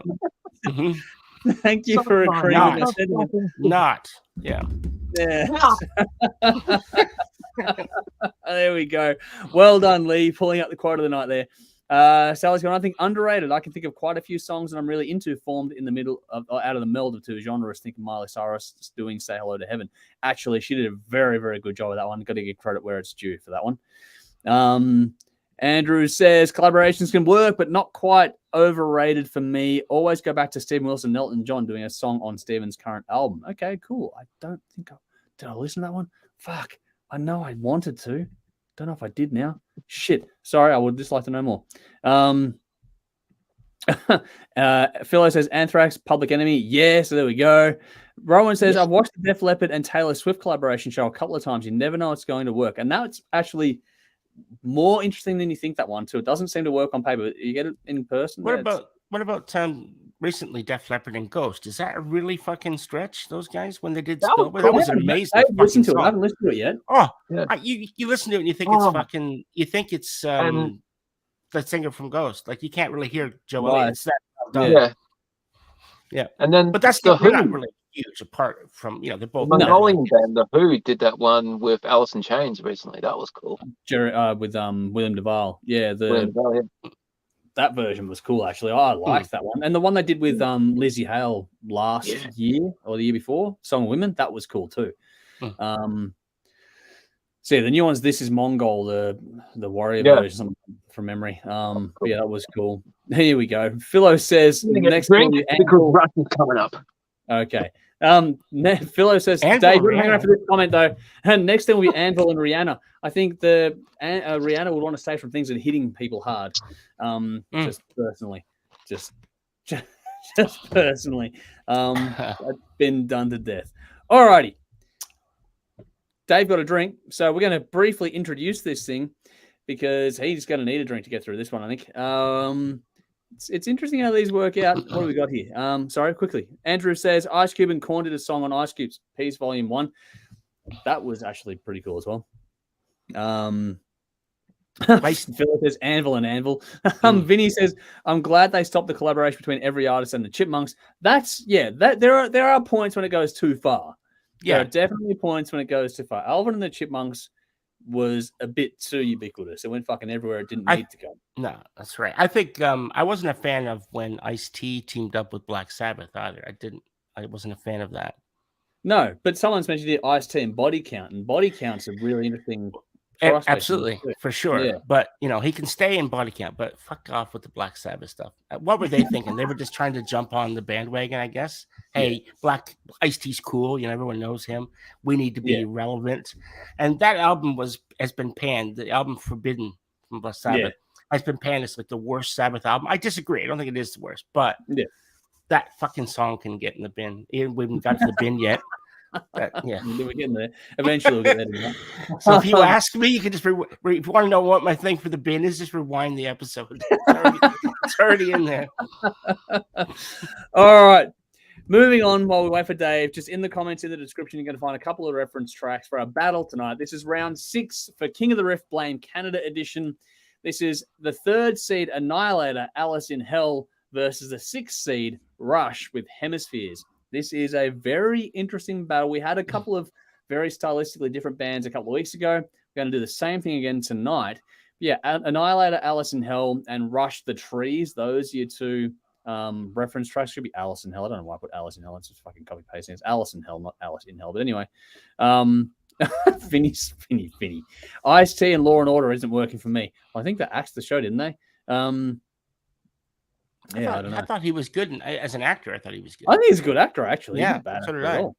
Yeah, more believable than a lot of other people that get into it. But Philo says the only thing about Rush is that Cliff Burton liked Geddy Lee. Well, yeah, that would probably make sense, actually. I didn't know that, really, but yeah. That would make a lot of sense. Because he's a hero. Yeah. Cliff loved things like classical music. Can you imagine for a second what Metallica would be if Cliff had survived? Fuck. I don't think they would have done what they did. I think that they would have stayed in that heavy lane, with like Master Puppets, Ride the Lightning, and I don't think they ever would have branched to where they went. They wouldn't have evolved. I mean, no one could ever know. What do you think, Dave? Do you think if Cliff had lived, that Metallica would have went on to be where they are now? Yes, I think that they would have done it sooner. From what I've heard about Cliff, he was big on the music theory. He was in the Counterpoint. He taught the rest of the band a lot. He was a bit older. And he was also listening to more mellow bands like R.E.M. and Simon and Garfunkel. So when people say that Metallica would still be a fresh band if Cliff didn't die, bullshit. Because I think Cliff was a lot more open-minded when it came to music. I think the Black Album possibly would have happened earlier. And maybe even Reload. So, success changes people. Master Puppets catapulted them to a different position. Justice of All would be different, but it would have been more complex. Well, you would have had bass down on Justice for starters. Yeah, exactly. There's no way they're cutting him out of the mix. No. The arrangements and everything on Justice would have been even more complex because of Cliff's music theory ability. So, they would have they could have even ended up a prog band. Instead of going the low direction, they could have gone even more complex. So, but I think you never know. I think I not underestimate what you said, but I think what happened with Metallica, from at least from the way I see it, is that when Cliff died, Lars and James really got close, and when they started writing different things, and they started, the music that came out of them, because Kirk, at the end of the day, he's a guitar player. He's the hired gun. He doesn't really write much. If he does, we don't really hear much of it. And he's a talented musician. We know from that solo album that he did. He had that last year was good. Yeah. But Portal. It's Lars and James. And I think if had Cliff lived, that union between those two wouldn't have been there. Yeah. And probably more collaborative. Would have been James and Cliff. That's right. Yeah, well, it would have just been different, No, but I reckon if Cliff had survived, probably all four of them would be a much more collaborative effort. I think all four would write together, which would be interesting, because you get things like what you get on Portals, which expresses Kirk, and then you'd imagine where Cliff would go, because even Philo's gone here that Cliff loved Misfits. That was one of his favorite bands, so we know that one. To which he says, with Cliff, it would all be better. We wouldn't have the same history for sure, but it'd be interesting to see. It's just a hypothetical. Imagine what would have been. I don't know. It's a pointless conversation in the day, but we'll never know. If you believe in quantum theory, that somewhere out there, Cliff is still playing with Metallica in a different version. Yeah. That'd be fascinating to think about that. Dave Mustaine's still pissed off in every other alternative universe. Well, there could be Dave Mustaine is still in Metallica. Can you imagine there's a universe that happens, apparently. Yeah, that's the thing too. So who knows? Alrighty. Let's get into it. Dave's back. He got his wine. He got what he needed. So me and my wine time. But it's not, because now it's King of the Riff, Blame Canada, round 6. Annihilator, Alice and Hell versus Rush. I came prepared. Jeff is doing a day for having pages of notes ready to go. Alrighty, so Dave's face is priceless. Says it all. Oh, do that again, Dave, because that was just fucking priceless. It's just like you were sitting there like that. It was brilliant. All right. Anyway, so this is round number 3. The third seed is Alice in Hell from Annihilator, and the 6th seed is Rush with Hemispheres. Two very different beasts, this one. But Dave, let's start with you. Let's get it out of your system. Rush again. Fuck me. Hemispheres this time. There is a brilliant, absolutely fucking fantastic song on this album. It goes for almost 10 minutes, called La Villa Strangiato, whatever the fuck it's called. Yeah, that one. It's almost 10 minutes of no vocals. Musically brilliant, fucking fantastic, and no vocals to ruin the damn thing. That song's awesome. Very cool. This is probably the highlight of the album. But we also have the 18-minute epic track. Musically, it's fantastic. It's not just the vocals that annoy me, though. I have no interest in these lyrics. These stories telling these fucking sci-fi fantasy crap. Jesus Christ. Just fucking shit me. Now, I don't mind some sci-fi. Aliens is cool. I'm one of those rare people that I don't mind Star Trek. I don't hate it. I wouldn't go out of my way to watch it. But I really, really can't stomach too much sci-fi and this fantasy. And there's a song that's like from the perspective of trees. I saw Lord of the Rings. I read the books. The ends were cool. That's my quota of trees talking and philosophicalizing for my lifetime. I don't need to know about fucking trees. That's enough. Okay, in small doses, this shit can be okay. Dave, it's called an allegory. I much prefer horror, which is where Annihilator. Alice in Hell. Annihilator, this fucking album is fantastic, okay? If you like King Diamond, but the vocals put you off, Annihilator, especially this album, you'd fucking love it. Awesome horror themes throughout without having to resort to the harsh, angry shit. There's a decent growl to these vocals and there's a rawness, but it suits this music perfectly. At some points, he kind of sounds like Freddy Krueger, which is cool. Yep. There's great melodies, riffs, and solos. Guitar tones fucking great. Nice clean tones as well. Title track's fucking awesome. And the song burns like a buzzsaw blade. Not what you think. Those lyrics are hilarious. For your sick, twisted Vaseline type sense of humor. Fuck yeah. Found a way to bring it back in, The Vaseline again. Yeah. This is an easy win. This has got to be Annihilator. But I'm kind of worried. The other Rush album is still in this. I think it's going to be Rush versus Rush to come down to the final one. In which case, I'm going to take the South Park Canada on strike, and I'm not going to do it. But Annihilator for this. Okay. Fair enough. All right, Jeff, over to you. There we go. Now, this is page 1, people. All right. Okay. Yep. All right. Let's get comfy here. All right. So don't mind me if I'm just reading because I wrote all this shit out. All right. So Rush, 1978, 4 songs, 36 minutes. Right. You can do the math. That's pretty amazing. Notable songs. All of them. 4 songs. There's only 4 songs. They're all fucking notable. Actually, this is quite interesting because this is their last album from the 1970s. So, you know, after this, they moved in a much different direction musically. Yeah. So, first song, Cygnus X1, Book 2, Hemisphere, over 18 minutes of pure musical joy. 1 song, 1 side of an album, which is unheard of. Yeah. What can be said about this masterpiece that hasn't already been said? A sequel that improves upon the original in every conceivable way. So if you don't know, this is part 2, leading from the last album, Hemispheres, or sorry, Cygnus X1, Book 1. Yeah. All right, where was I? All right, moving on. Circumstances. So this is the shortest song on the album. And it shows that Rush shows not only how to write long masterpieces of songs, but they also know how to write songs that, you know, are of less length, but of equally, you know, magnitude. Also, how many songs do you know that are written in English that actually feature some lyrics written in French? Like, plus le change, plus le c'est la même la chose, which the more things change, the more they stay the same, which I mentioned earlier. I was kind of touching on that. Anthrax's cover of Antisocial. There's probably a few others. Yeah. It wasn't meant to be literal, Dave, but hey. All right. Now, here we get to the trees. All right, we get to the trees. So the one that Dave, definitely this song went over your head, Dave. A song with 1,000 meanings or none at all. According to lyricist Neil Peart, he contends that the heavy... What did you say?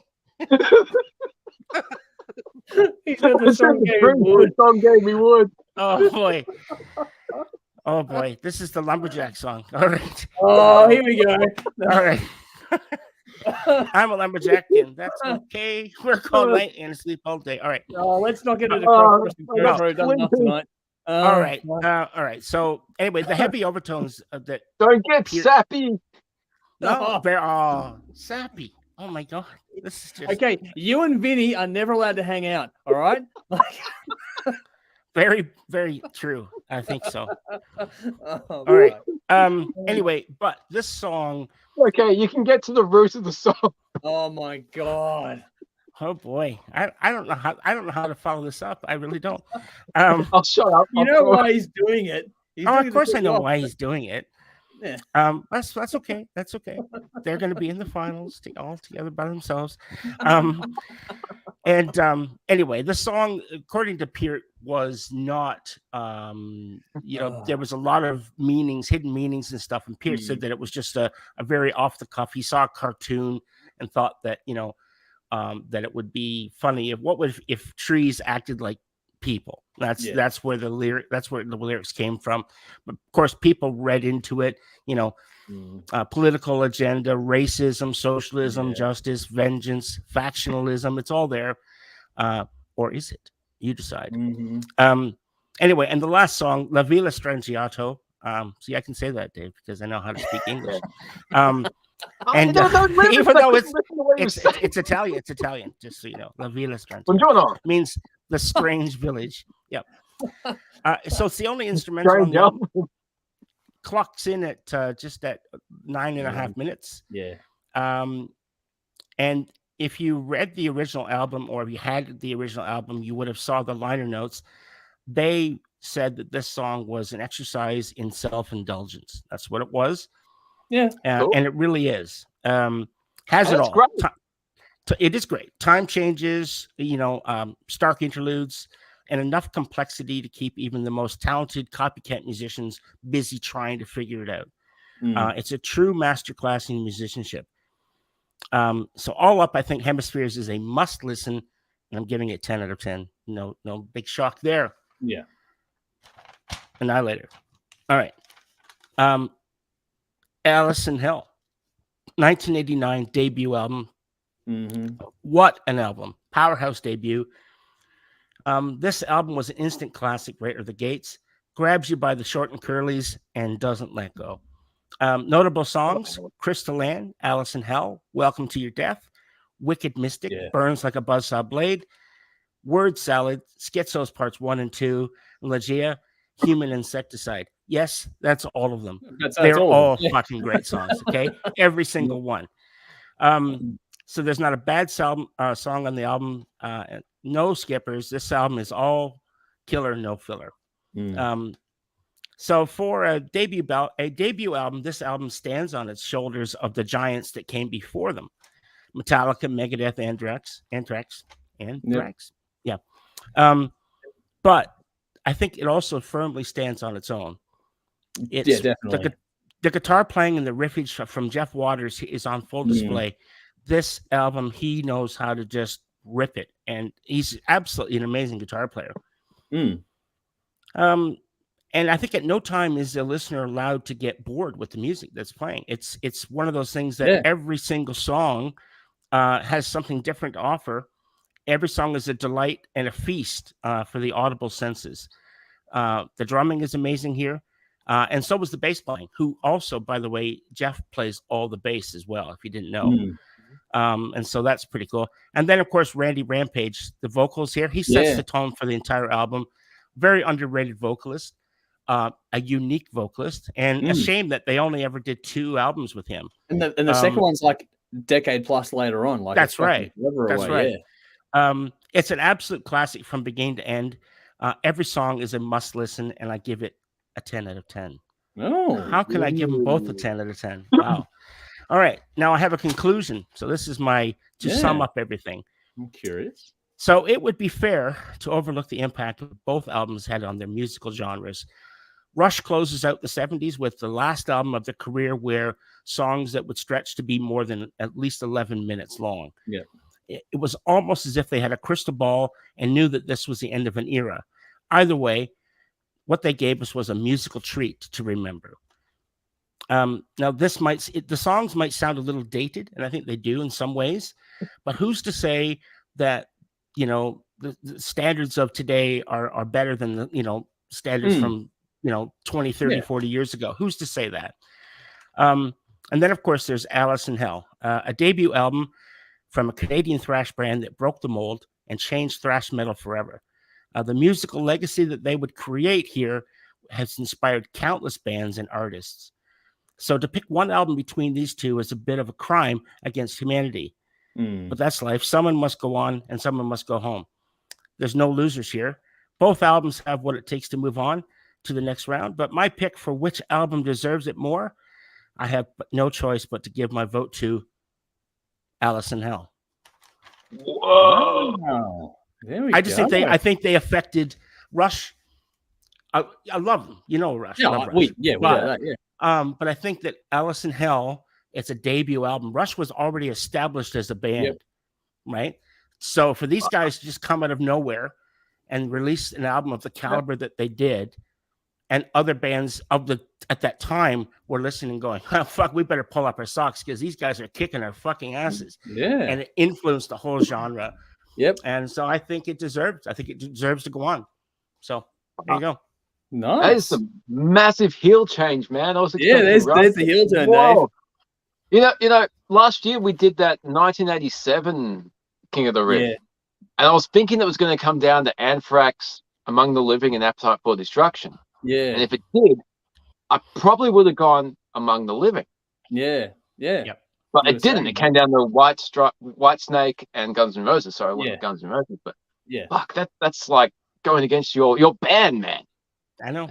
But I had to go where the album was. I really had to look at it. Was torturous. I had to think, okay, I love this album, but there's nothing that Rush has done that I hate. So I had to sort of put that aside and then be objective. And I thought, you know, what Annihilator did with this album coming out and just blowing the doors off other albums that were coming out around the same time.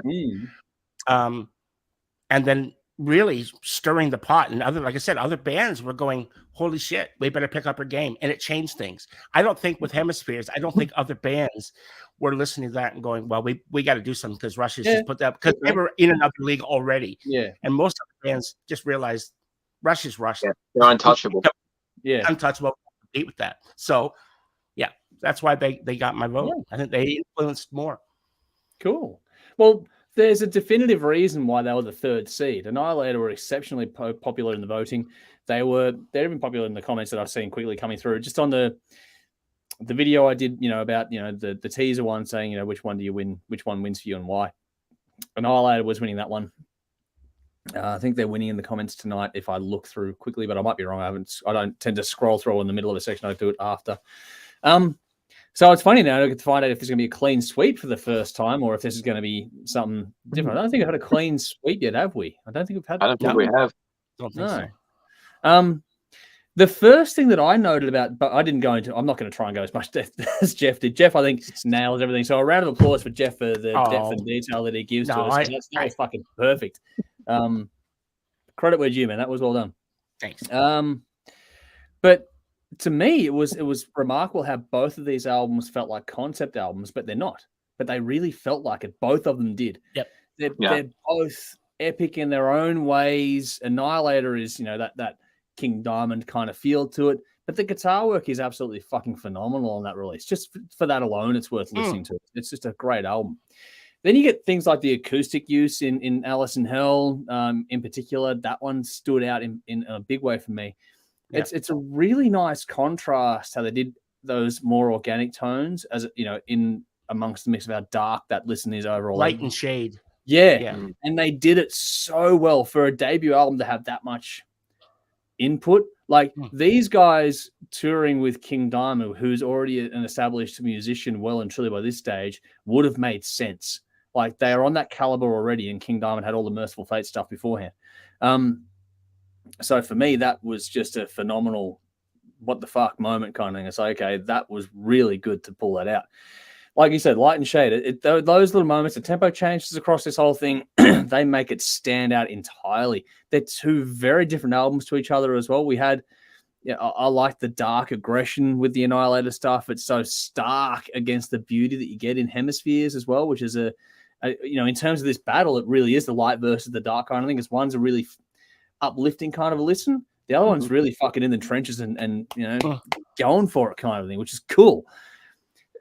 In Alice in Hell, you got some fucking great riffs. The bite is fantastic. The growling vocals that also wail. You've got that King Diamond comparison, which is inevitable, but at the same time, they're not ripping it off, which is brilliant. Yeah. And that's, again, what Jeff said, they're standing on the shoulders of giants, but not ripping anything off, and they're still standing on their own 2 feet at the same time, which is absolutely hard to do, especially for a debut, but it's fucking well done.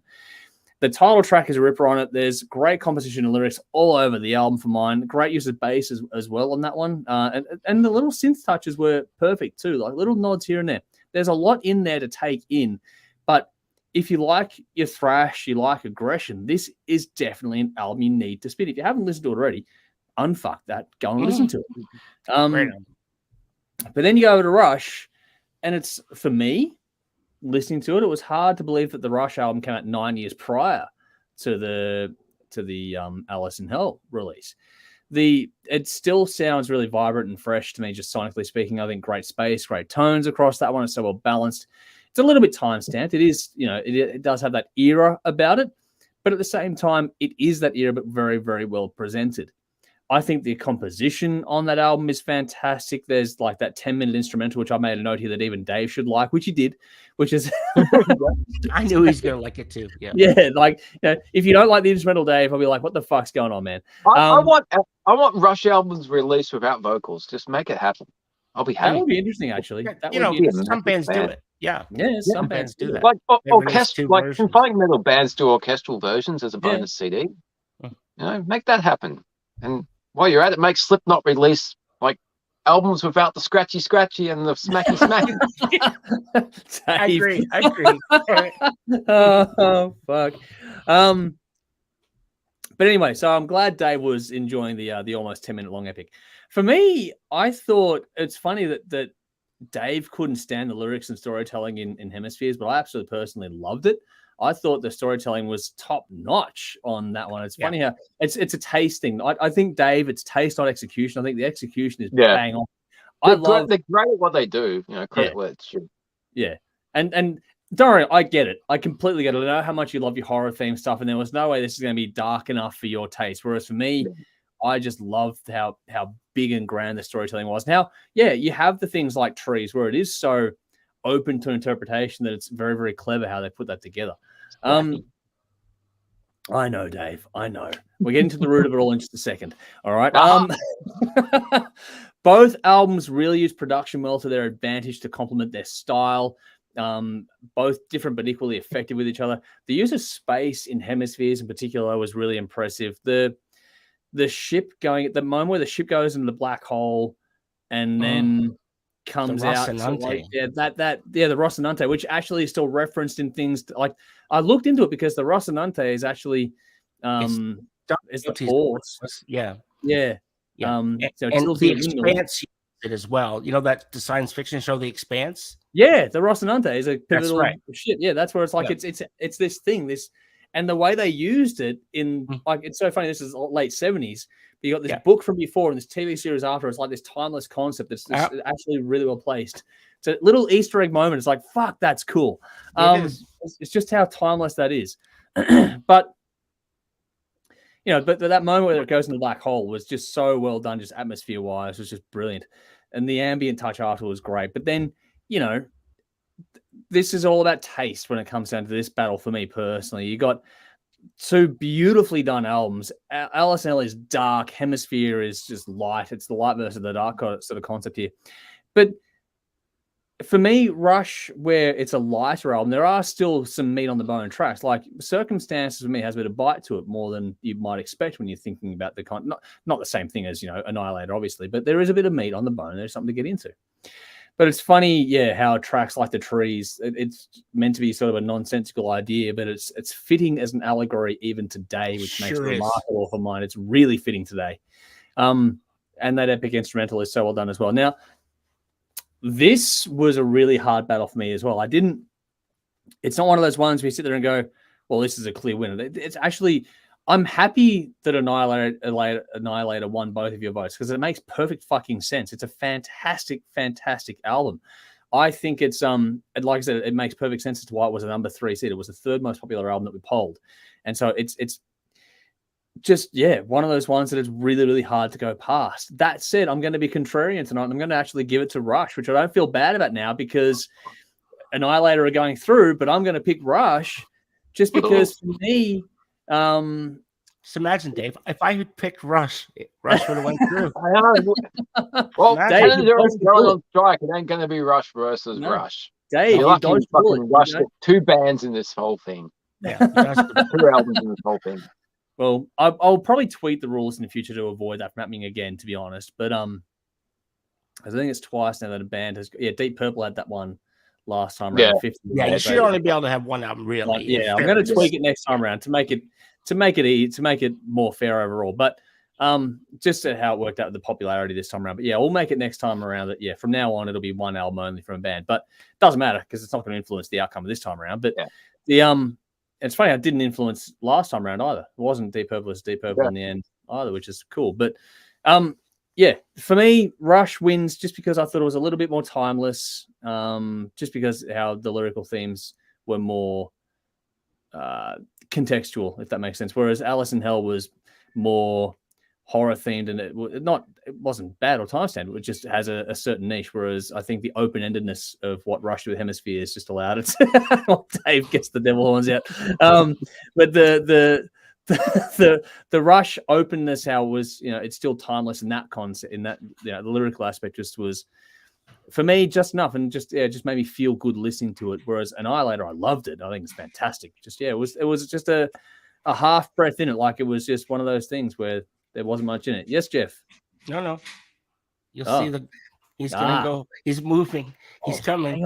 Hang on. Let me do this. We're waiting. That is priceless. That is priceless. We got the fucking sideways fucking barnyard dance going through there. That was brilliant. Tell your housemate, well done. Like, I'll tell him. Yep. His name's Scott. Scott, well done. Credit Good job, Scott. All right. So there we go. Annihilator moved through. The number 3 seed goes through. Rush loses an album, which is all fitting in the end. But next week, Dave, it's going to be your favorite again because next week it's Bryan Adams' Reckless, the number 4 seed, versus Moving Pictures from Rush, the number 1 seed. Oh, fuck! It's just torture for Dave, I tell you.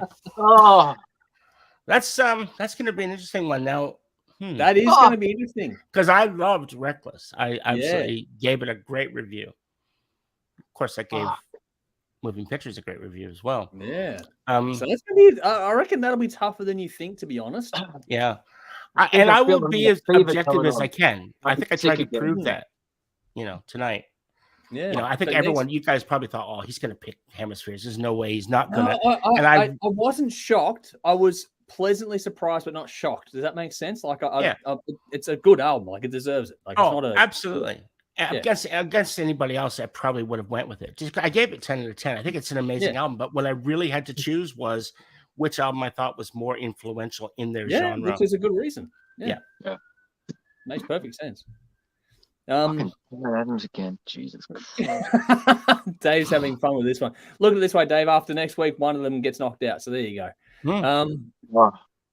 But just for audience commentary here, so Darren says Annihilator for me. Jeff Waters is brilliant. Nicole says Annihilator as well. Darren says you sick freaks. Well, yes, we are. Yeah. BP, good to see you, buddy. Funny thing is that all 3 bands were my favorite at one stage: Guns N' Roses 91-93, Queen 99-2001, and Rush is current. So there we go. There's a good one there from going way back to the start of the show tonight. Nice one there. Philo says I was born the same day as Cliff, February 10. Well, then there you go. That's a good birthday to share. Darren says, "Wake up, Dave." Sally says, "Oh, Dave." Vinny says, "What did I do?" You know what you do all the time. That's why you and Dave aren't allowed to hang out. Vinny says, "The joke's on us. That Rush album was most likely a recipe for a souffle." Nice. Me and Vinny are going to hang out one day and we're going to go dwarf tossing. I think that'd be fun. Oh, right. God, here we go. Throwing midgets. That was legal for a lot of years. Yeah, it was. Yeah. Picking up fucking little people that identify as human and just throwing them. That identify as human. Dave. Oh, here we go. Darren says, it takes 10 minutes to cook a pizza. That's all less time. That's to fucking make a point. So there you go on that one. Headphone album girl on Twitch. Good to see you. Thanks for joining us. A new face over on Twitch. What album is this? Just depend. Oh, I don't know where that comment was. Back 10:34, a while ago now. I'm not entirely certain. Hot Headphone Girl, if you're still there, let us know a bit more context of the conversation. I only scroll through the comments as I go through little. It was Rush Hemispheres. Maybe Rush Hemispheres or Alice in Hell from Annihilator or before. Yeah, that's probably it, to be honest. It's one of those albums. Take your pick. BP goes, No Way Hemisphere Losers came out 11 years earlier. I thought it was 9 years earlier. 11. I think it came out 78. There's a reason why I failed maths in school. Kids don't trust me on numbers. Wow. All right. Rush is timeless according to BP, which is true. Darren says the dancing bear, which I think is when we got your housemate going through there, which is cool. Lee says Dave's torture hour. I need to upload a video of him listening to Rush. Actually, Julia, yes.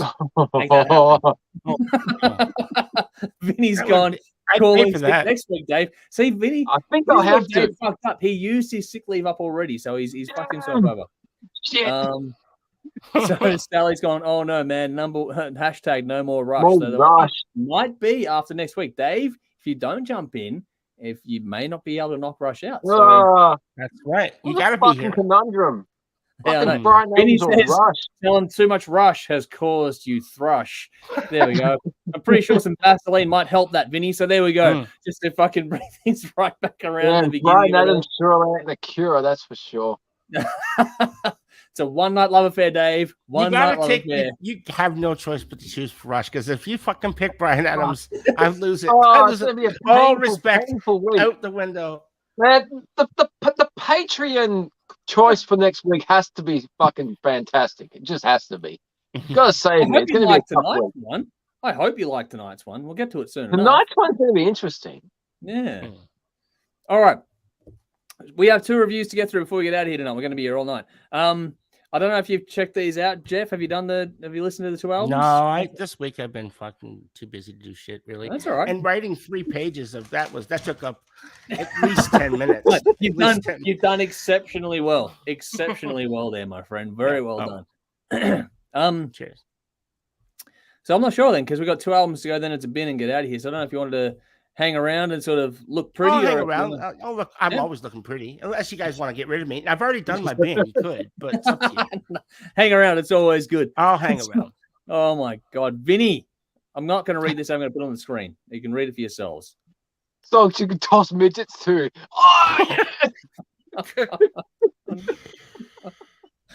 Hornswoggle would like a word, Dave.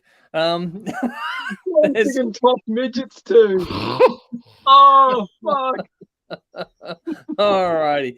This is Vinny, and you want to know what you've done wrong. Okay, this is why you and Dave are not allowed to socialize. All right, you 2 are in naughty corners. Pantera. Fucking hell.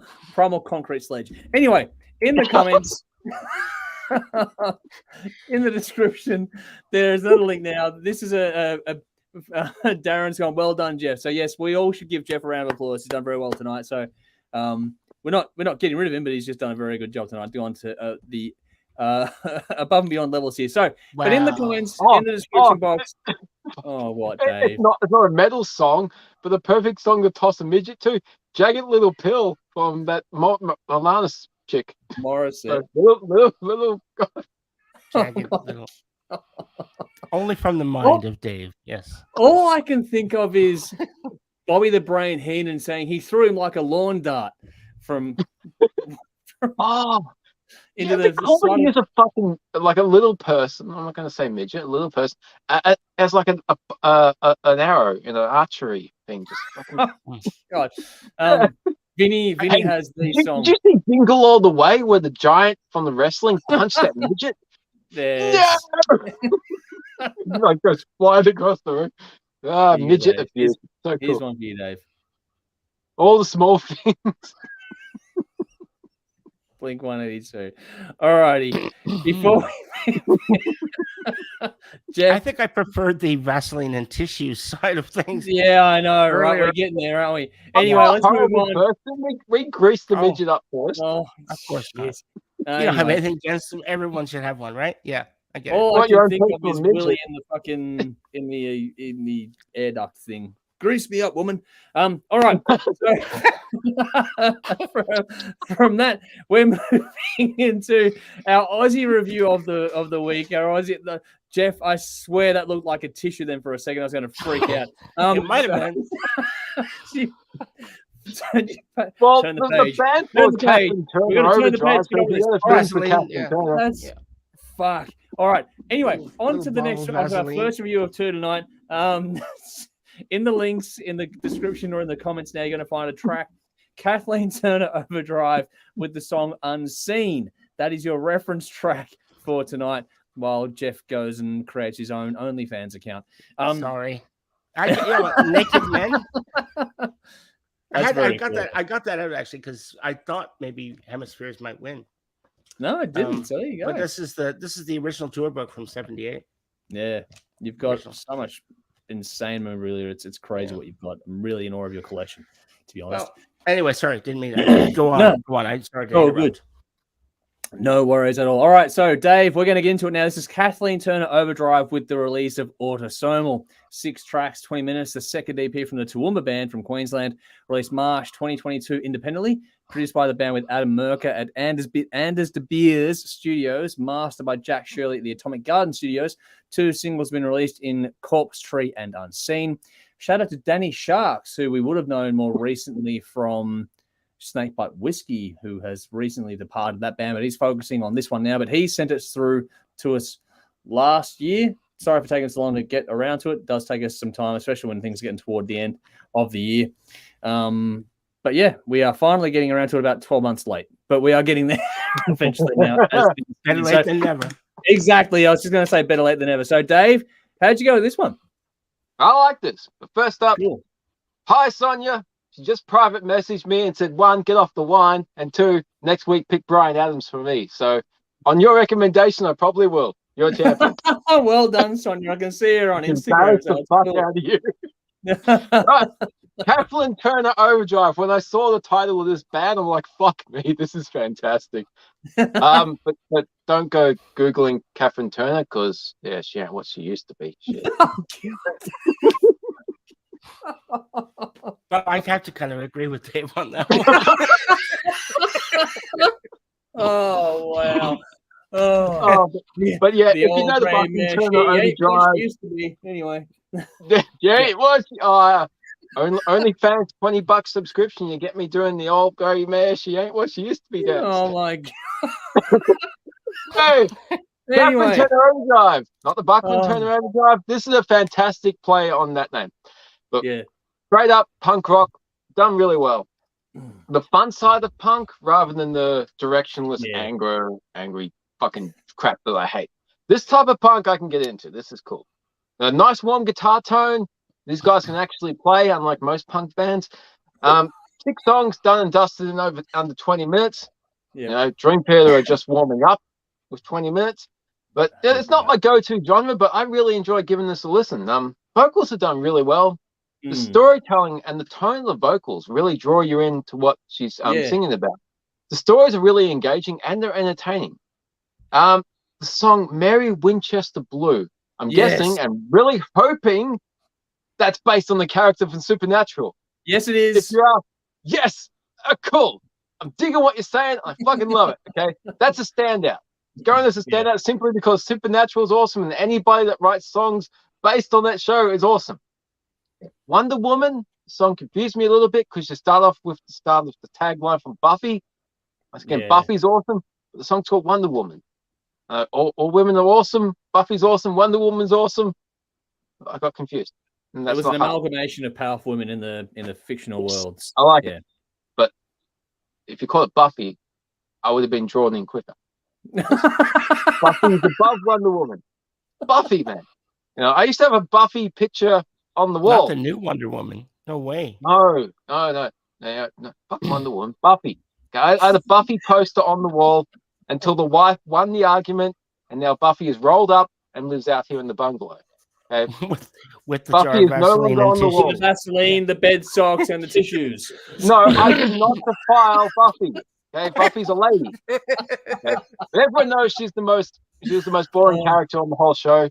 Faith was much better, and Willow, the lesbo, and everything. It's all cool. Oh my God. Hey, fuck. Move on.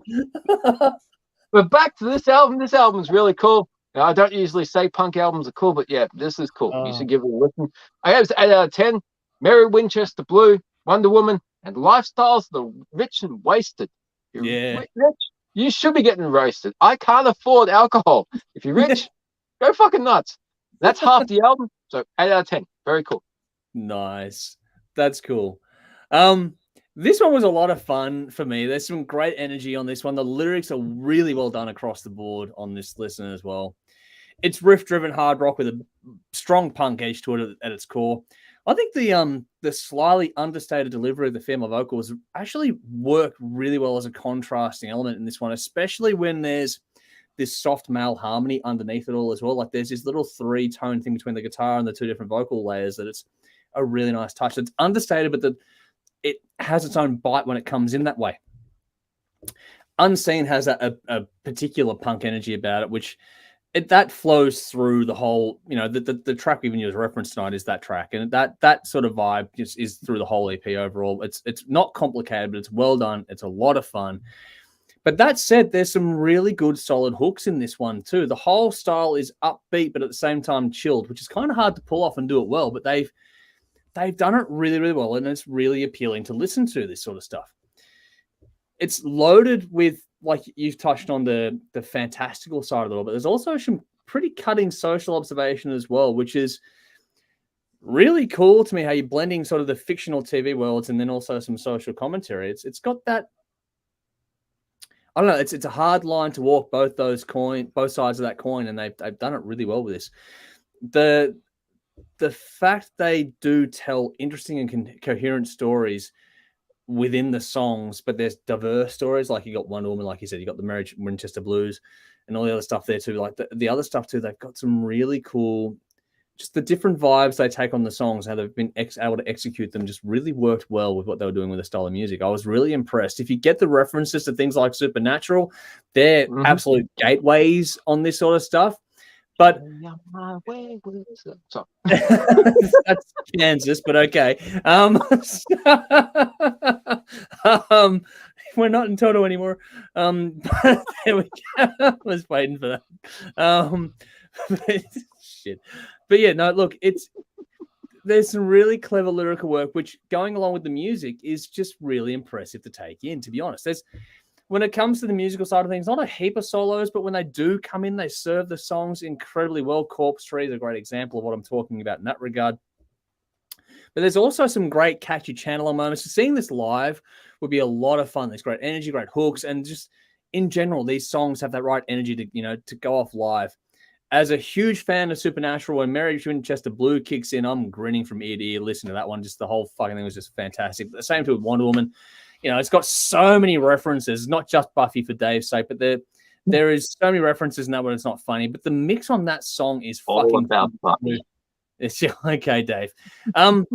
Overall, it's a relatively simple thing, but at the same time not. And there's a bit of a dryness to the mix, which works well.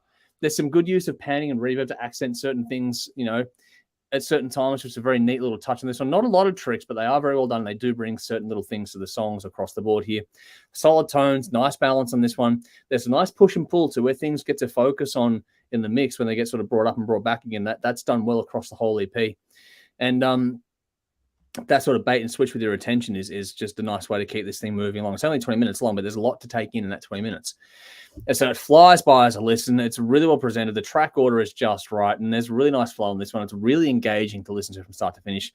And compared to how much we listen to, this is sort of stripped back and a bit more, I don't know, some more garagey, but I mean that in the world's best way, because it actually, that understated approach, like I said at the top with the vocals, but also just it's really simplistic, straight ahead.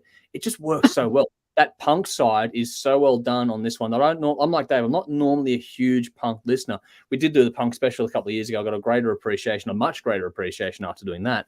But to hear this stuff done well and not the commercialized stuff that they could go for is actually, I love how they've just drilled in on this side of things, and it's just worked really nicely.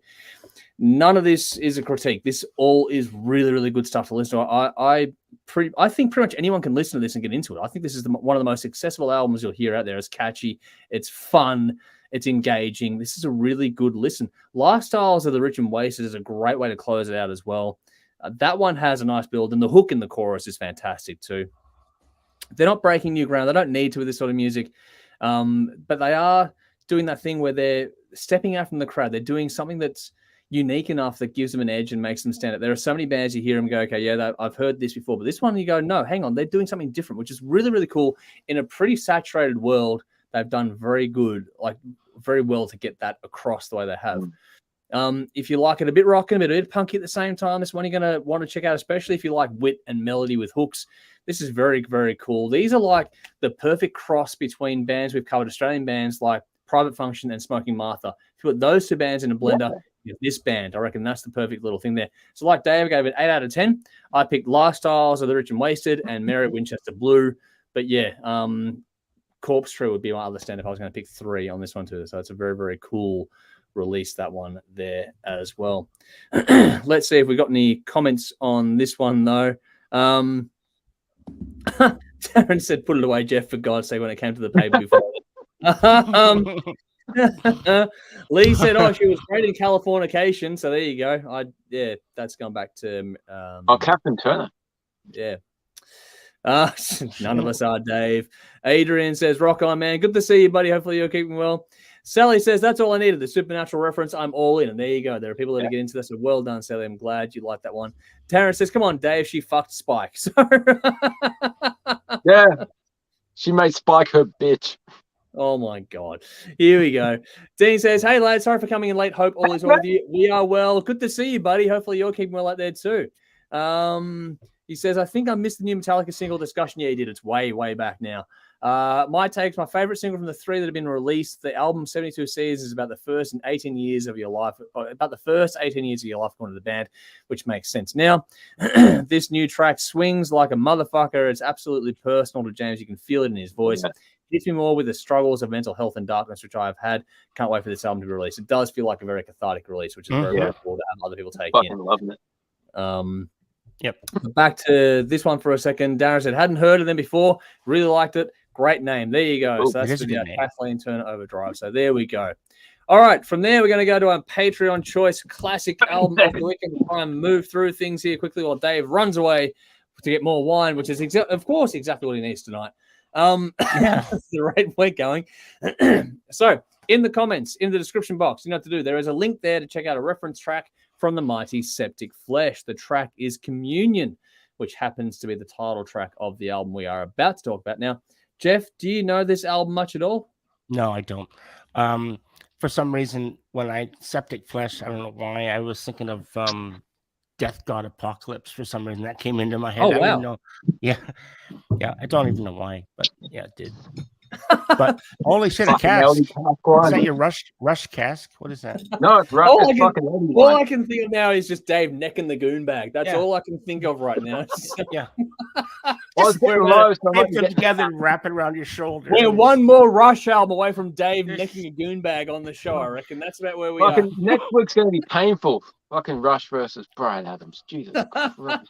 That is, look, I'm going to struggle with that one myself, I think. It's going to be tough. Because I think the Bryan Adams generally, it's a great album. You might see something shocking from me. He might win this. You never know. We'll see. Matt, if you go Bryan Adams and I go Rush, the fucking world's gone crazy. But you can't. Alternate reality. Sonya's already telling you can't do that, Dave. I'm sorry, Sonya Dave. I'm afraid you can't do me. Here we go. Dean's got a long memory here. He's gone Dave with the Aldi wine again. Lol. Dude, you're going to want to go back to the start of this show tonight. There is a lot you've missed. So if you're coming in late, go back. Because rewind. There's a lot of gold in tonight's one and a lot of shit too, but hopefully you can wade through it and hopefully you enjoy what's going on. Tonight's been fucking amazing. It's been a wild one. All right. So in the comments, in the description box, there is a link to Septicflesh with Communion, which is this week's Patreon choice review. So this is Septicflesh Communion, 10 tracks, 42 minutes, the 7th studio album from the Greek band, released March 2008 via Season of Mist, produced by Fredrik Nordstrom and the band at Studio Fredman in Sweden. No real singles from this one were released, but it seems that this was the return of the band after a breakup in 2003. This album is turning 15 years old this year, so it is this week's Patreon choice review. If you want to get involved in these votes every week, then get involved in our Patreon page. Dave, this is a different band. How'd you go?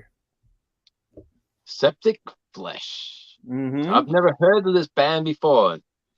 Judging by the name and the album cover, I pretty much knew what I was in for. And I was guessing I could pretty much write this review without even listening to it. It would start off with some super heavy guitar, cool music, and then the brutal lyrics would come in, brutal vocals, and it would ruin the rest of the album for me.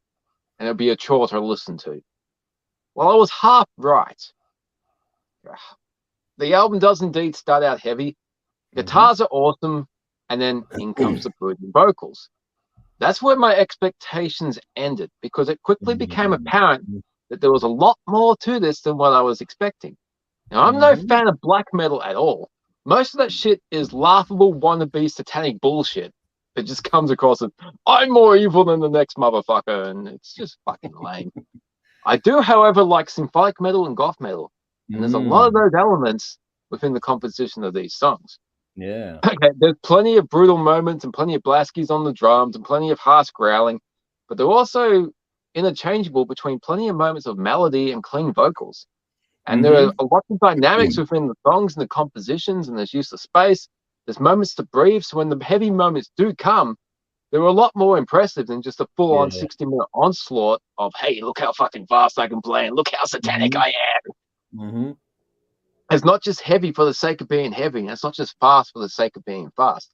They don't fall in the trap of having the cliches of black metal, and that shit gets really boring really quickly. The orchestral moments bring an extra element to the composition, and the right moments of heavy at the right moments, the keyboards bring in an extra layer to the overall tonality of the chords, because with this type of music, you're just hammering on a chord and then shifting, but those keys that are behind it, they just heighten that shit. And there were slick tempo changes all throughout this. The drums are insane. Most importantly, production on this is fucking fantastic. I've heard some really shit sounding black metal albums. If those albums were produced properly and you could actually hear what those bands are playing, you'd be fucking laughing your head off. Lyrically, this is exceptionally well done. It's not with the whole tired cliches of feasting on flesh and the innocent because you're Satan's love bitch. This guy reads. This guy knows history. He thinks. It's like, what if? What about this view? It's like different spins to these stories. There's some historical ideas throughout this. There's so much creativity in these songs. I was really, really fucking surprised. As soon as it got me through that first song, I'm just like, okay, you got me. You got my attention. What can you do? And for the rest of the album, it's just like, okay, cool. We the Gods, the choir in that works fucking phenomenally. They're the clean tone vocals in Sunlight Moonlight. And it's like the fifth or sixth song. You're bringing clean tone vocals into this thing.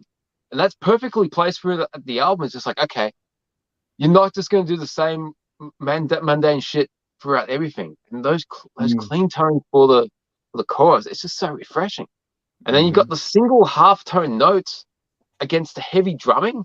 It's just a great counterpoint for you've got this dark atmosphere, but you got these notes that are just drawing out. And then you got songs like Persepolis. Now those lyrics are really interesting because all these lyrics on the Spotify, so you can follow along. It's just like and Sangreal, fuck the clean tone vocals in that against the harsh ones. That just the clean tone or the clean vocal tone remind me of Tobias from Ghost.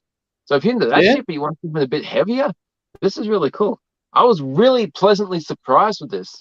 If more black metal bands bring in the elements of symphonic metal with good production, and this is the type of shit I'm really interested in. There's some thought behind this. It's not just just trying to unpose. It's not heavy for heavy's sake. It's not black for black's sake. If you like Cradle of Filth, you'll probably like this because Cradle of Filth are really good at what they do because they bring elements not just black metal but symphonic metal, goth metal, and thoughtful lyrics. But I gave this 8.5 out of 10. Wow. I can't believe I gave a fucking black metal band an 8.5 out of 10. But Anubis, the orchestral version of that is cool as too. But I can't read it as anything else but anal bliss or some shit. Anubis is the Egyptian god of the underworld, but okay. Anal bliss. Anal bitch. Actually, yeah. And Sunlight, Moonlight, and Sangreal are my standouts. But fuck, this was a great, pleasant surprise. I'll be checking out more from this band. This was really, really fucking good. Cool, nice one. Even though I didn't listen to it, before this, I remember this because when we did the end of year 2022 top 10, our little guest, Belle from Tasmania. Hi, Belle. She was really into these guys, and I was like, "Oh, okay." So I ended up listening to. I just put some on in the background, and like you, Dave, I was like, "Wow, I'm gonna go back and really listen to these guys because musically there was some shit there. I was like, I didn't expect, right? And I think that's new kind of music what makes them from last year. They're still around. Yeah. Okay. They had a new album last year, and it was in the top 10. That's right. So, as a part of this bonus tracks thing I'm planning, Belle and I are going to sit down and talk about the Aussie release that you didn't like, Dave, but also going to talk about the Septic. North Lane. North Lane, yeah. So we're going to talk about North Lane and Septicflesh's album from last year. We're going to do that as a separate little piece of content. I'll check out. I remember Belle talking, and I just it stuck in my head. So after that show, I went back and I put it on, and good stuff. Thanks, Belle. Yeah, champion. I like it. Well, Yeah, in the Patreon crowd, she's one of the ones that championed this, but there was actually a few other people in the Patreon crew that really did enjoy this album too. I got a few little mentions, which is nice to see it getting some love because it's well and truly fucking deserving of it. Now, it's been the running gag for a while that I'm the one amongst us. Original Tim is our black metal, death metal, absolute phenom. He knows all of them inside out.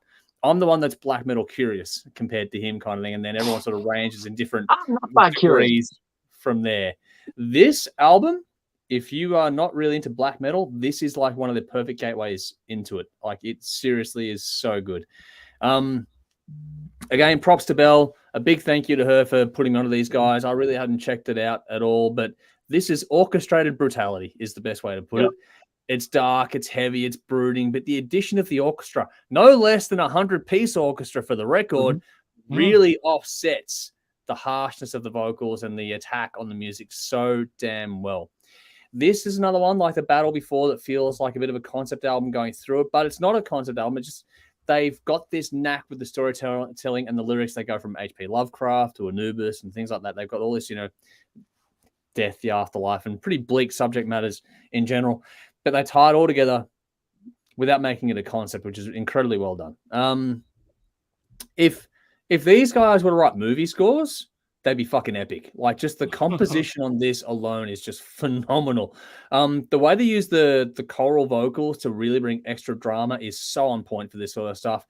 And for the heavy side of music, this has absolutely everything. It's got the blast beats that are incredibly well done, the guttural vocals, the blistering riffs. If you like that stuff, this will hit the spot. But again, like Dave said, it's not doing it for the sake of it. Everything has a purpose, has a point, and it is done in such a way that balanced off against the choral side, the orchestrated side of things, each thing, the yin and the yang of these things, when they combine, just brings the extra emphasis to each side of the coin so well on this one.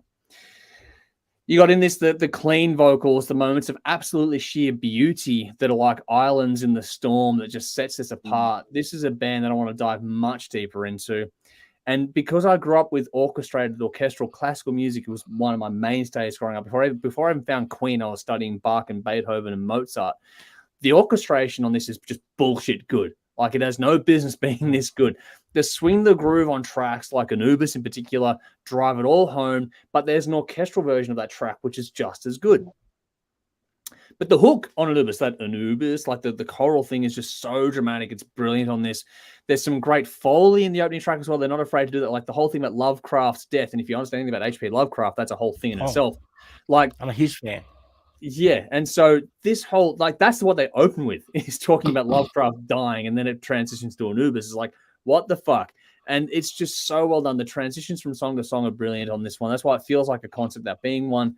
But they're not constrained by that too. They've just done this so well. Great lyrics, storytelling, the words themselves, the composition across this one. It's so damn good. The tones, the balance across this are phenomenal.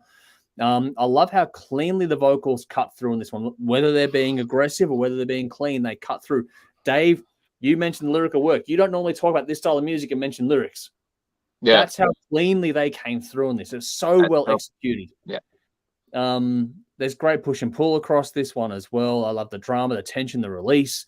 It just all really makes it work. The Communion, that track is a great example too of this, what they did, because there's a little spoken touch in that one. It's another track that does something different. Nothing is too alike on this. It all works. You got great syncopation all over it as well. Little things like how the vocals go a little bit slow and the blast beat kicks in. That's a really nice touch, and it actually brings its own sense of groove to this. Great track order and flow across this one. The placement of Sunlight Moonlight, which you mentioned, Dave, is just perfect. What a song in the middle of the fucking album. It is light and day, literally in the middle of the album. It's so well done. The space for the guitar and the vocals is brilliant on that one. And I've mentioned orchestration and Foley and all that sort of stuff, but the work done on Persepolis, my God, that's amazing. Or Persepolis, however you want to pronounce that one. Persepolis, you're right. Yeah. And I love how the bass got to lead a bit more in that song as well. So they're sharing the front light or the spotlight on these ones all across it. I said, I love score work, and this sort of sums it up. Like, just amazing composition across this. Even if you don't normally like growly music, like I was saying before, this is like the perfect gateway album to this sort of stuff. Sangreal is the perfect blend of beauty and aggression on this one. I love the almost gramophone effect at the start of the song, which is really, really cool, that crackling sort of thing. And there's just so much attention to detail that you don't get in so many other bands and releases. Like we talk about Annihilator, but this has more attention to detail than Annihilator did. I mean, yeah, that's many, many years apart, but just the level of attention to detail is just off the fucking charts. The reason why Belle and I both like this sort of stuff is because we both grew up on a diet of classical music. So if you like that sort of stuff, this is going to get you in. But if you like it heavier, more guttural, this is going to please you as well. It's the best of both worlds. And I talked earlier tonight about how Queen is like my most important album or band because they opened the world for me. If I'd have found this when I was a kid instead of Queen, who the fuck knows where I'd be today? Because this is just, it's another one of those bands where you can see that where I was at that point in my life, if I'd have found this sort of music instead of Queen at that time, I would have been gone in a darker, heavier direction, would never have looked back either, because it's one of those things where it fits. That's why I say it's a gateway thing. If you don't normally listen to this sort of stuff, you will get something out of this for sure. There's even guitar harmonies across this one, which are fucking fantastic as well. They've mixed everything in so well across this one. They don't miss an opportunity or a trick across the entire list, and it's fantastic from top to bottom. You should listen to this just once. Even if you don't like it, it's worth checking out just to expand your horizons a bit on it. Yeah. It's impressive, and I think this will win over more people than you might think as well when you talk about this sort of stuff. It's one of those ones, and you listen to it, you're like, I get it. You got to hear it, though. You got to hear it to get it. So I gave this one a 9.5 out of 10. Fuck, I know why I took half a point off, but yeah, just 9.5 out of 10. Sunlight Moonlight, Sangreal, and Anubis were my standouts on this one. This is a fucking phenomenal. I'm glad we got to do this one. Shit, we got the same fucking standouts. I know. How often does that happen, Dave? That doesn't happen at all. Shows how good those songs are. They stand out. But the rest of the album is fucking great. Like, if you wanted to pick other ones, I had Communion as a little highlight there as well. Persepolis was another one too. Like those ones I really liked. That one in the review. Yeah. Great fucking album. Really good. I'm really glad we did that. That was a good one this week. Really glad to get one we haven't listened to before. Haven't really covered this band on the show before, but that's one that I really did enjoy a lot, and I'm looking forward to doing the other one, Belle, coming up in the near future as well. For comments, we've got save that box, Dave. We can use it for helmets for a midget tossing extravaganza. So there we go. Come here, little man. Dean says I'm going to watch the whole thing after this. This is just a taste, mate. Adrian says Septicflesh rules. That song slays. It's so, so good. I never heard them before, though, which is cool. That's the point. This is where we like to do these things, because it's good to find things you haven't heard before. Rowan, you're another one as well. It said, love this album. This was the gateway album to brutal singing for me, and about half what I listen now has brutal singing. So there we go. That's how powerful this sort of stuff is. Nicely done there, Rowan. Well done. Sally says Septicflesh is the grossest band name in metal. I don't know. I can think of worse. Yeah, it is up there. It's up there. It is gross. But don't be deterred by the name, because the music is amazing. The music is phenomenal. Yeah. Don't worry about the name. The music is phenomenal. Yeah. Adrian said the bass player, singer rules. Love his bass and style. Yeah, very, very cool. Very, very cool.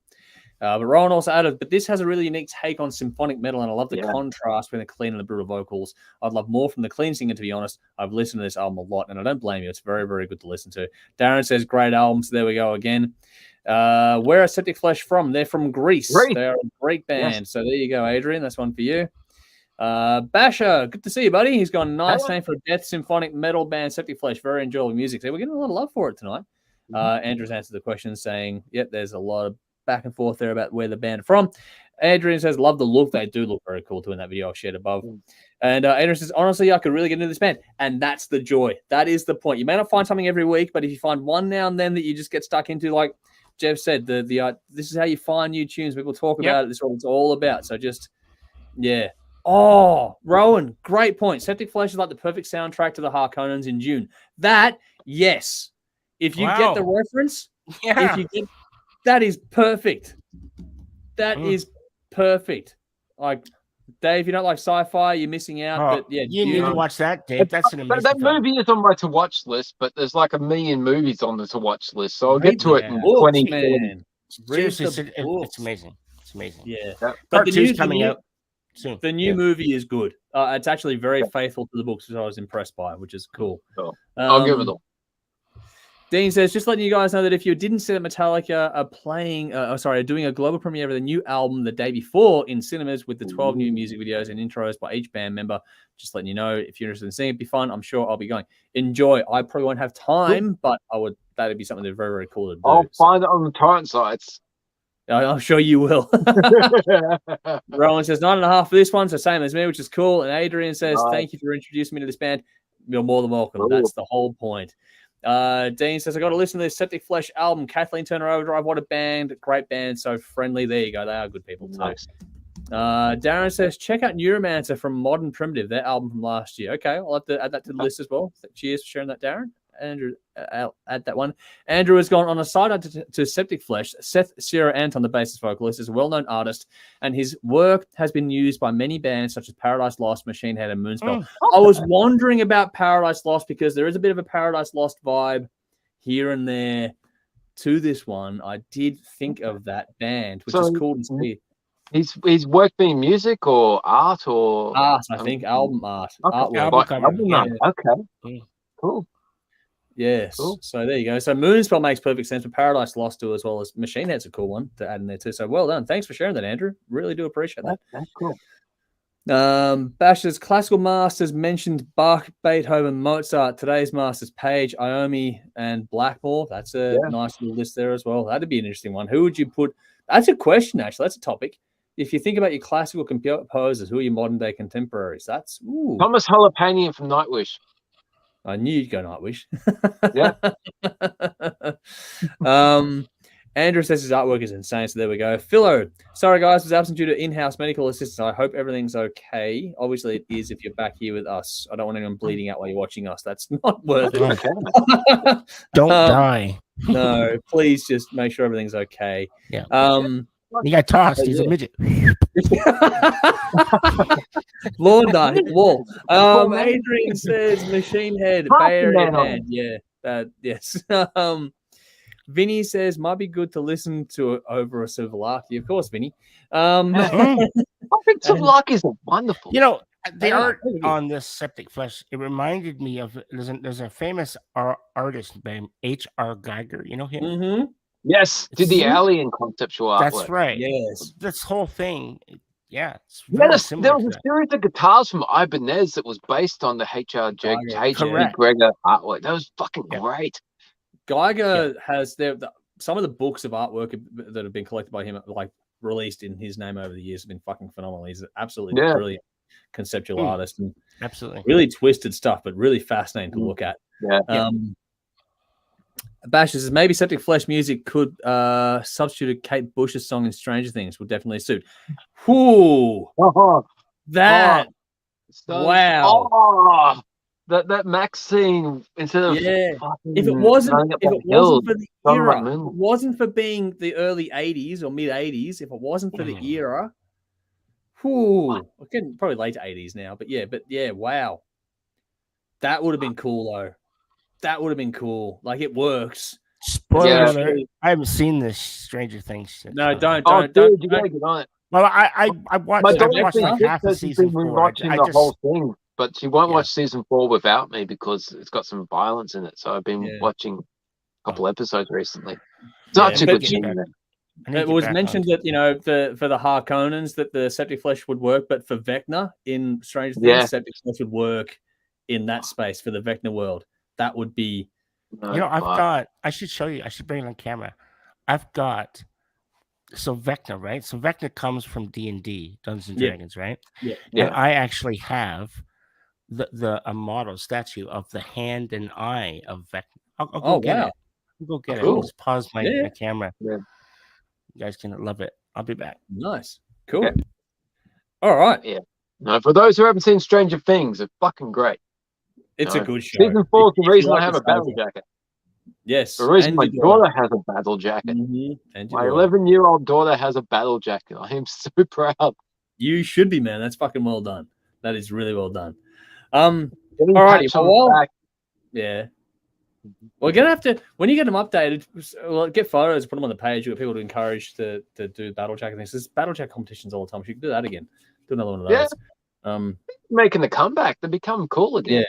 They are cool. They're very, very cool. Dean says I need to watch Strange Things. Yes, it's a very cool show. Dude, get on it, man. I don't watch a lot of TV, but I do make time for that one. I don't watch much of anything at all, to be honest. But yeah, that is one that I do make time for. Dave has tried to throw so many things my way to watch, and it's like, how much have I watched? Yeah, I don't watch much.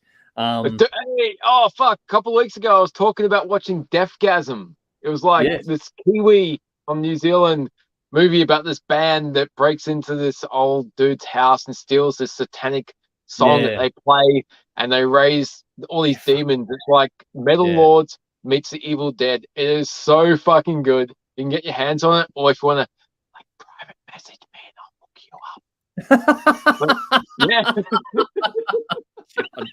up. Dave, you like horror and you like heavy metal. Account, so good. Not this shit. Here we go. Jeff has the goods. So let's put him in solo layout. Here we go. Okay, so this is wow. The hand and eye. It's inside. There's a statue. I'll pull it out. Oh, and dude, so does that come with Vaseline? There's a picture of what it looks like. Wow, that's cool. Yeah. Well, see, I've been a Vecna fan forever. That's cool. Vecna is actually an anagram from there was a science fiction writer by the name of Jack Vance. And he did some art or he wrote some books called something The Old World or something. I can't remember now. But that's where Vecna, the name, comes from. Okay. Well, there you go. Anyway, yeah. King of useless knowledge. That's fine. But while you dig that out, we've got some comments. Down the show. Vinny says, watched Strange Things twice around, better the second time. Cool. Yeah. And Dean says, we're watching too much AEW, which I don't blame you. It's been doing how fucking good was Evolution, dude? Oh, here we go.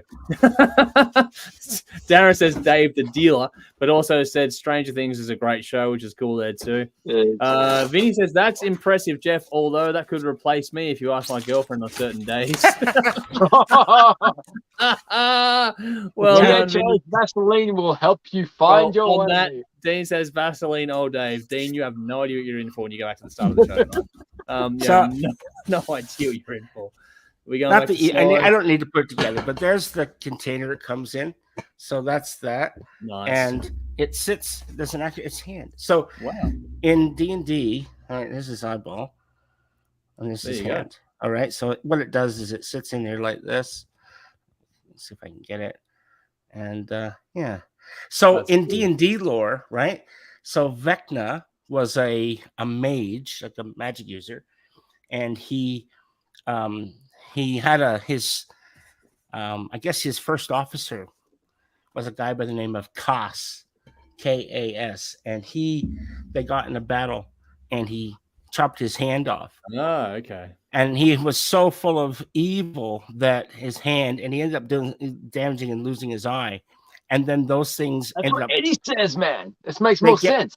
Yeah. So now they got lost in the world. And then if you came across the hand, you could cut your own hand off, and it would magically attach to your hand, and it contained all the evil spells and shit of Vecna. Wow. And so I mean, it's D&D, right? Dungeons and Dragons. Yeah, no. Okay, dude, I'm going to private message you like later during the week. Like, my daughter got a Dungeons and Dragons for Christmas because she loves Stranger Things. She wants to play it. I cannot, for the life of me, figure out these 5 fucking different dice with different numbers and different sides. It blows my head. So I'm going to need some help. Yeah. So I'll private message you, and you can fill me in, and I can be the awesome dad and be able to teach my girl Dungeons and Dragons. Consider it done, Dave. Absolutely. That's cool. Fucking nerd shit. For what it's worth, Dave, I used to run D&D campaigns in high school, so there you go. Fantastic. Okay, cool. Okay. My brother runs D&D campaigns today. My brother loves this shit. I kind of get the instructions. I kind of get the campaign books and everything, but the fucking dice, I don't get it.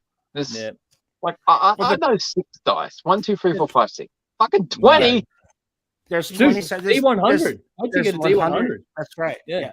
So there's dice. So they represent the randomness of things. So you have things that you can do. I get the concept of how they're used. I don't know how they're used. I know. I know. Put them in your hand. You shake it a bit, and you throw it on the tabletop. That's how you use a dice. Okay. Get the Vaseline. Get the dice. Go nuts. Yep. And feed the chickens. All right. I had such a huge collection of dice, and when I moved years ago, more dice or bells. I had my aunts and uncle came and helped us move years ago with my parents, and my aunt didn't know. She came across this tub that I had. Vaseline? No, it was a tub full of dice, and there was like over 1,000 in this thing, easily. And she just thought that it was like something that I didn't need or didn't like or whatever, and it got turfed. She turfed it. Ow. And well, yeah, wasn't happy. No. My mom's like, yeah, I think Aunt Lois threw them out. I'm like, what? No shit. That's no good. Not happy. Not good. Not happy. Oh, not good. Bitch, she's dead now. all. Fuck the bitch. Anyway. That's I'm okay. talking about my mom, guys. No, I'm just kidding. All right. Hey, Jeff, I do say that about my mum, so that's okay. Yeah. No, I do. This I'm is just trying to going put this shit back together. I dark. feel like an idiot. No, but my aunt is dead. She is dead. Moving on to the bin. Hey, Yeah, we probably should. my mum aunt gets in. Aunt's in the bin. Anyway, the women in our lives that fuck us over. But anyway, no, not all of them.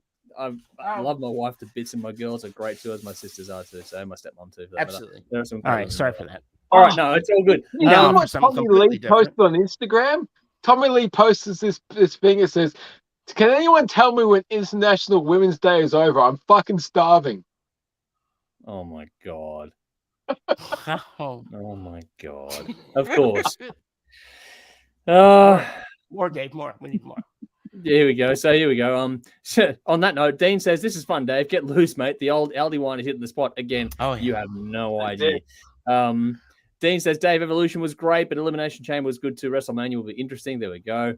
Nicole says, "My bad. All I think of is Gondolini from Mad Max. He's still looking for his hand." That's actually a very good point. Well done. Vinny says, "The hand of Vecna screams porno in the making." It's probably been done. Yeah. And Vaseline tissues.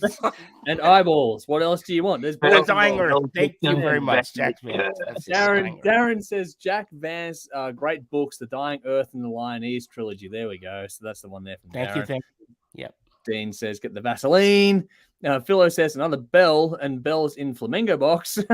Darren says, very cool, Jeff. And Phil says, "Very poor, Dave." And Dean says, "Dave in his element again." All right. On that note, going to do a big thank you here to some very special people. So to our Patreon supporters, TC, Sonia, Lee, Bell, Conrad, Jeff, Jason, Brendan, 619, Marty, Sam, Trash, Carolyn, Gwyneth, Andrew, Daniel, Man Family, Adam, Darren, Vinny. Also, Ula recently joined up as well. So thank you so much for signing up and helping us out. Every little bit does count, helps us a lot, especially in the future coming up. It's going to help a lot more too with what's going to be happening on my end of things in the coming months. So if you'd like to check out that sort of thing, check out our Patreon links in the description box. Just like everything else for us is there. So make sure you like, subscribe, comment, share it around, help people find us. If you want to help them join this madness that is our fucking weekly live streams, along with the extra shit we do on TV and online. Speaking of TV, you can catch us every Thursday night, 10:30 p.m. local time on Channel 44 in Adelaide, and then 10:30 p.m. local time in Melbourne on Saturday nights on Channel 31. You can watch both shows via the CTV Plus app or ctvplus.org.au. And we do live streams every week. We have other stuff coming up as well. We have Queen specials in the works. We have Aerosmith specials in the works. And we've got a new way of doing things coming up very, very shortly as well. There's a heap going on. Next week's live stream will have Rush Moving Pictures versus Bryan Adams Reckless. The Aussie release will be the latest from Mannequin Death Squad, which was released late last year. We'll have another Patreon choice and a whole lot more stupidity like you get out of this one tonight as well. I don't know if we'll go as full on as tonight. I don't know. We'll see what happens. But yeah, we have a lot of fun. Philo says, "I love this show. Peace out, fellas. Stay off the jibby jabby." We'll do our best, mate. But thank you for joining us. Hopefully you had a good night tonight. And hopefully everyone's had a great night tonight too. That's the point. We like having fun here. Darren says, "Awesome show, guys. Have an awesome long weekend." You too. If Philo's having a long weekend this weekend, hopefully you'll have a great time. We're going to get to a bin in a second, but yeah, make sure you like, follow, subscribe. Do the same thing to our fantastic sponsors. A big thank you, of course, to Squid Ink Screenprinting, Alt-Cvlt Rockstar Finance. Their details, just like ours, in that description box. So give them a like or a follow too. Greatly, greatly appreciated. And I think that's about all the usual details. So we've got TV covered off, online stuff covered off. There's a whole lot more to come. There's so much going on this year. It's not even close to funny. There's a lot more to come yet. But for now, it is that time of the week where we go to the bin. So, Dave, let's start with you. What are you putting in the bin this week? I have three. I'm very pissed off this week. Firstly, the Reserve Bank. Go fuck yourself. You have no business making decisions that affects people's finances when you make a fucking $1 million a year in your salary. I hope terrible things happen to the people around you and people you care about. You are the fucking scumbag. Secondly, phones that need updating at inappropriate times. Yes. You completely fucked up the plans that we had to film the first part of the Aerosmith special on Sunday. I was all ready to go, but my phone wouldn't rotate sideways. It needed an update, and it completely blew up the whole fucking thing. So, fuck you. Get it right the first time, you goddamn programmers. You should know your shit. Don't program these errors to happen. They won't happen. Yeah. Well. Okay, and thirdly, this is going to sound weird if you follow me on social media because I fucking hate this shit, but almond milk, okay? I'm altering my diet recently because I gotta try. I'm getting older. I gotta try and be healthy. Almond milk, it's fucking horrible. Okay, it's good for you. I love it. Horrible. It tastes like shit, but it's good for you. Okay, but apparently oat milk. Oat milk's closer. Apparently, fucking almond milk index. Per liter, it takes more water per liter to produce almond milk than it does to produce cow's milk. So it's a good alternative at the moment, but if it becomes the mainstream, you're going to destroy the environment more than cow's milk. So fuck off, vegans. You don't know what you're talking about. And it tastes like shit. So almond milk in the bin. Done. All right. Dave's on fire. All right. Jeff, anything you want to add or anything with the bin? Sure. Okay, take the bin and just angle it a little bit towards the camera. A little bit, a little more. All right. Get the Vaseline and look good. Tossing in the bin, 3-pointer. Yes! Kaboom. All right. All right. 3-point. Yep. No, so midget tossing's a bad thing. Well, we can save it for later. Things that go in the bin, they have a habit of coming back. In Lord of the Rings, that's the best line from Gimli. Nobody tosses a dwarf. This is true. Yeah, not the beard. Yeah, no. I reckon not the beard wins actually, but yeah. I got that beard thing happening. Yeah. No, do you know, Dave? You're talking about almond milk using more water than normal milk. Did you know, like a cheeseburger, it's like 300 liters of water to make one fucking cheeseburger? How fucking tasty is it? Yeah, I know. Yeah, I know. Taste meat. It's tasty man. Murder. I know. God, here we go. I know. Here we go. Open the floodgates. No, look, I'm gonna die anyway. Enjoy your fucking cheeseburger. That's right. Yeah, I know. It's true. I'm a medium. I fully appreciate that cheeseburger. I just everything needs water. Like even everything your has denim, a cost associated. Your denim jean jacket, that was like how many thousands of liters to make of water. Yeah, it's crazy. Mm-hmm. Now I feel guilty, man. I'm just gonna fucking curl up in a little ball and that's you either just say fuck it and live your life, or you crawl up into a ball, and no one wants to do that. So you just say there's a happy medium. You can be responsible, but not let it dictate your life. Right? Happy medium. Yeah, there is happy meal. Happy meal. Don't feel wasteful. We're getting there somewhere. Enjoy your life. Anyway, that's my toss for the bin. Yeah. All right. Yeah. Andrew, what's your bin?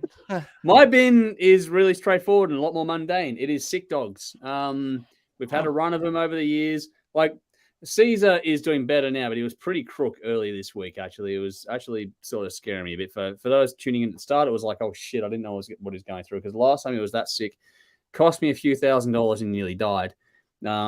So this time around, that's where the whole bedsock conversation started from, people. So just that stress of dealing with sick dogs. About the old girl, she had to have a whole bunch of stuff cut off of her a little while ago now. We weren't sure she was going to make it because she's just so old, but she got through it.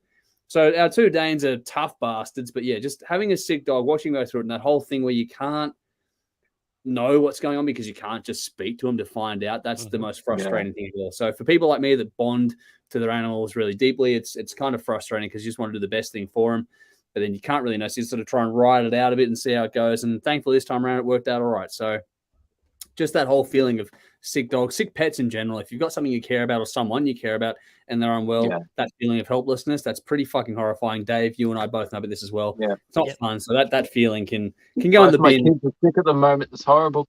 Yeah. So it's not fun. So that can go in the bin. Just, if you have any empathetic bone in your body at all, that's one of those things that'll do it for you. So for me, that's my bin this week. Everything else is good though. So, and I'm glad it worked out well. Dean says Queen special. That'll be fantastic. Well, we hope so. I've got to edit it up now. It is. We did. It's fantastic. It is good. Yeah, it is good. Nicole says, thanks for the giggles. You're most welcome. I'm glad you didn't stack the car. That's the main thing. So there we go. Vinny says, my bin is directed at my girlfriend. My jocks are still intact a half decade later. No need to discard it. Plenty of room for my plum. So there we go.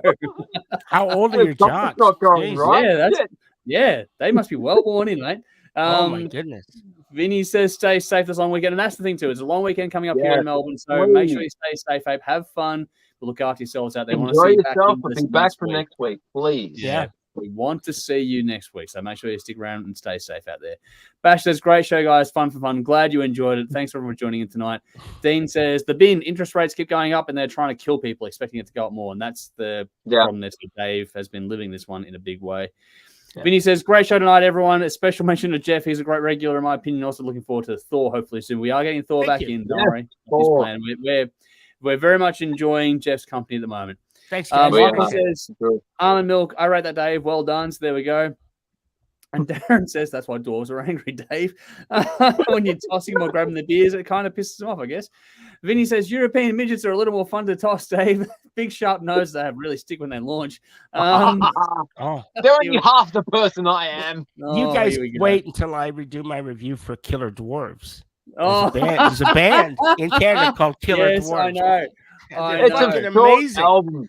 They're great. Killer Dwarfs only release EPs. They can't manage a full album. Oh, here we go. No, they are good. They're good. They are a very good band. Dean says, hopefully Dog's better now. Love Dog. Sucks when they can't tell you exactly what. Yeah. He's all good now. They're both generally. Nala has actually bounced back remarkably well from her surgery and sees is feeling good now. So both dogs doing just fine. Just a bit of a rougher week. Sally says, thanks for growing you crazy guys. We are nuts. So thank you all for tuning in and sticking with us for a late night here. So hopefully you've all had a great time. Andrew says, great show, boys. Have a good weekend. We'll do it again next week. We'll do it. More madness coming your way. Same time, place next week. Rowan says, COVID in the bin. Both my parents have it at the moment. Oh, shit. Seriously, best wishes. Hope they're okay. Seriously. Yeah. Hopefully they get well soon and everything is all good on that front. It's not fun at all. Dave and I have both had it. Jeff has not had it. So he's dodged it like the Matrix shit at the moment. He's dodging stuff all over the joint, whereas Dave and I both fucking fall for it. So I agree. COVID can get in the fucking bin. So yes, hopefully they're both keeping well there, Ron. Fingers crossed, and hopefully all is well. Basher says, Dave, everything in moderation, be happy, and the rest take care of itself. That's pretty much how to live life, I think. And Vinny says, might listen to a little Killer Dwarfs, tiny bit curious. So there we go. That's so fantastic outcome. That little comment there might just be the way we wrap things up tonight. So I think that'll do us for now. Thank you all so much for joining us. We're back again with more madness, same time, place next week for more of our ridiculousness. So hopefully we'll see you all again then. Feel like sharing the word, spread it around and get more people to join in on this craziness that happens all the time. But for now, we'll see you all again very, very soon. Until next time, though, I'm Andrew. I'm Dave. And I am Jeff. As always, you know what to do, folks. Drink up. Rock on. There we go. Hello, Springfield. Yeah.